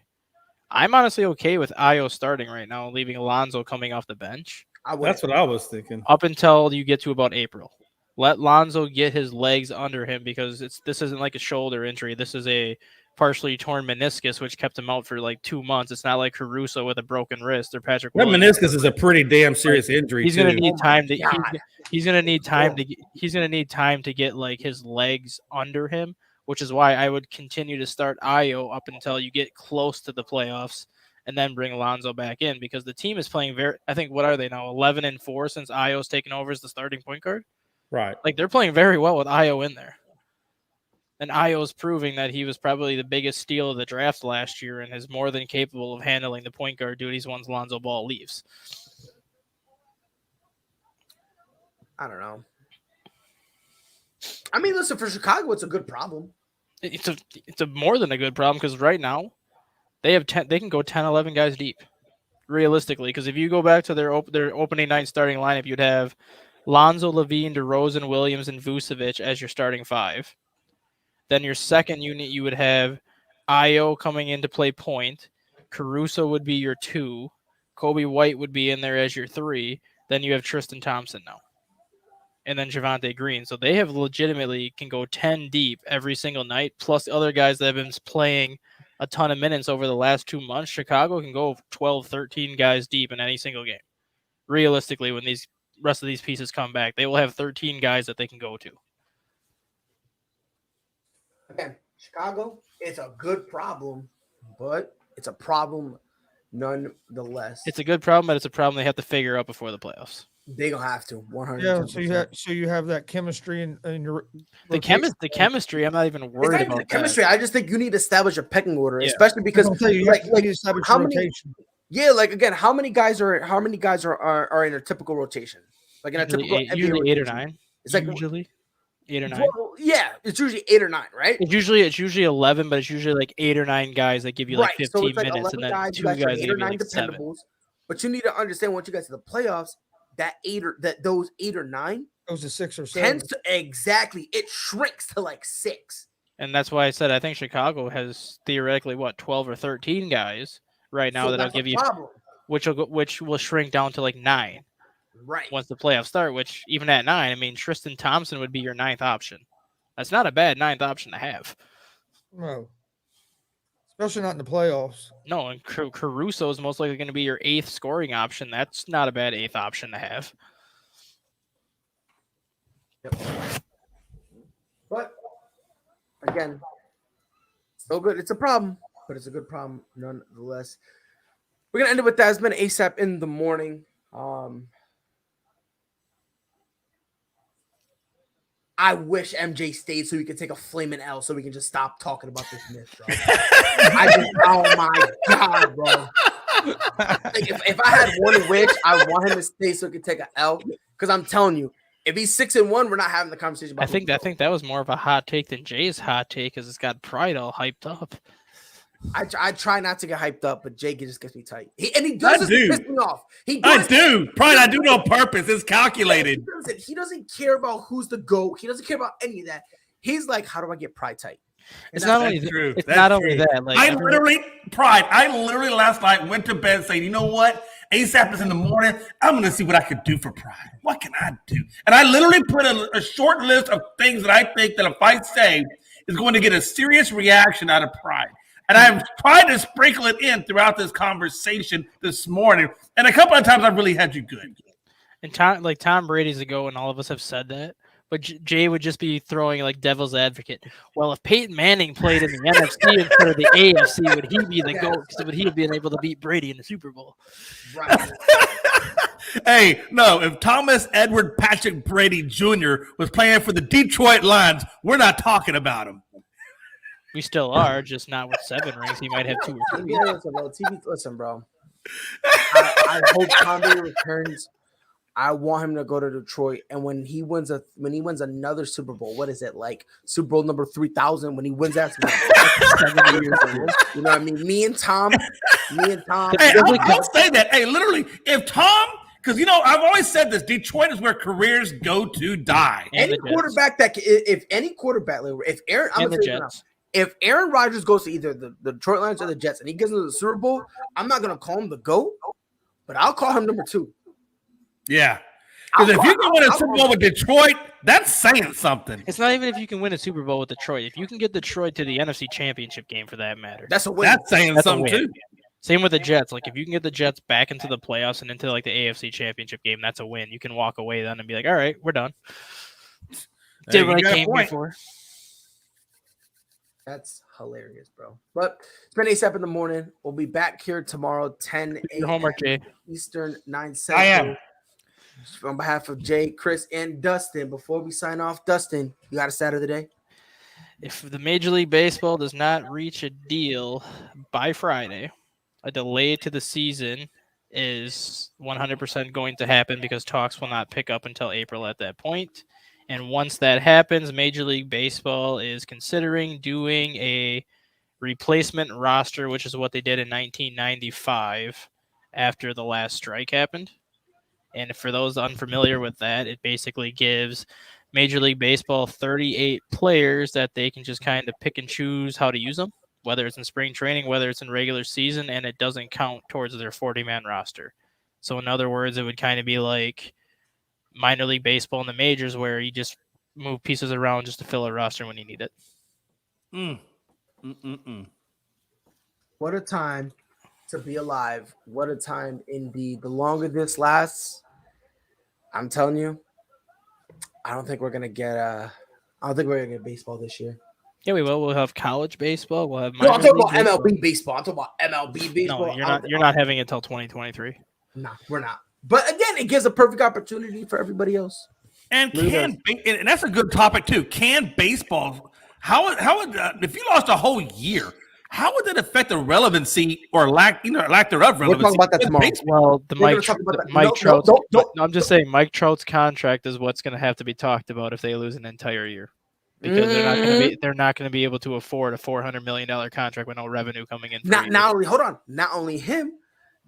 Javier Baez just signed one Yep. like that. No, Javier Detroit. Baez is only at like 21, 22. His isn't that bad. No, Javier Baez is at 5 at 134. Mm. His with Detroit's not that bad. But Max Scherzer's contract is like 3 at 110. Oh, three man, up. sure, that's what I'm talking about. Yeah, No, Max no. Scherzer's is like 3 at 110 or 3 at 120. So like he's getting $40 million a year. Trevor Bauer technically is getting $35 million a year yet when he comes back. They're. I think they're just gonna buy. But I'm just saying, like all these teams that have a player making $40 million a year aren't going to be able to pay him with no money coming in. Well, if technically speaking, if they don't play the year, then that's actually 1 year's salary. They don't have to pay him. They have to pay him, yep. They still have to pay him, even though the baseball's got a Yep, lockout. because It's fully baseball is guaranteed.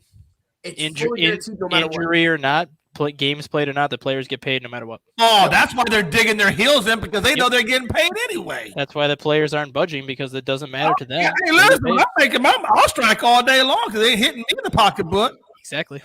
Wow, I didn't. That's one. I learned something today. Thank you, Dustin. I did not realize that That's why. money still goes to them, even though they're in a lockout. Yep. Damn. Okay. That's why this is going to go on, because players have nothing to lose besides not playing, but they still get paid. Wow. That's crazy. That's It is. interesting. But we're gonna go into way more detail on that tomorrow. On behalf of Jay, Dustin, and Chris, it's your boy Pride. We'll be back here tomorrow, 10 a.m. Eastern, 9 Central. Until then, y'all know what to do. Be safe.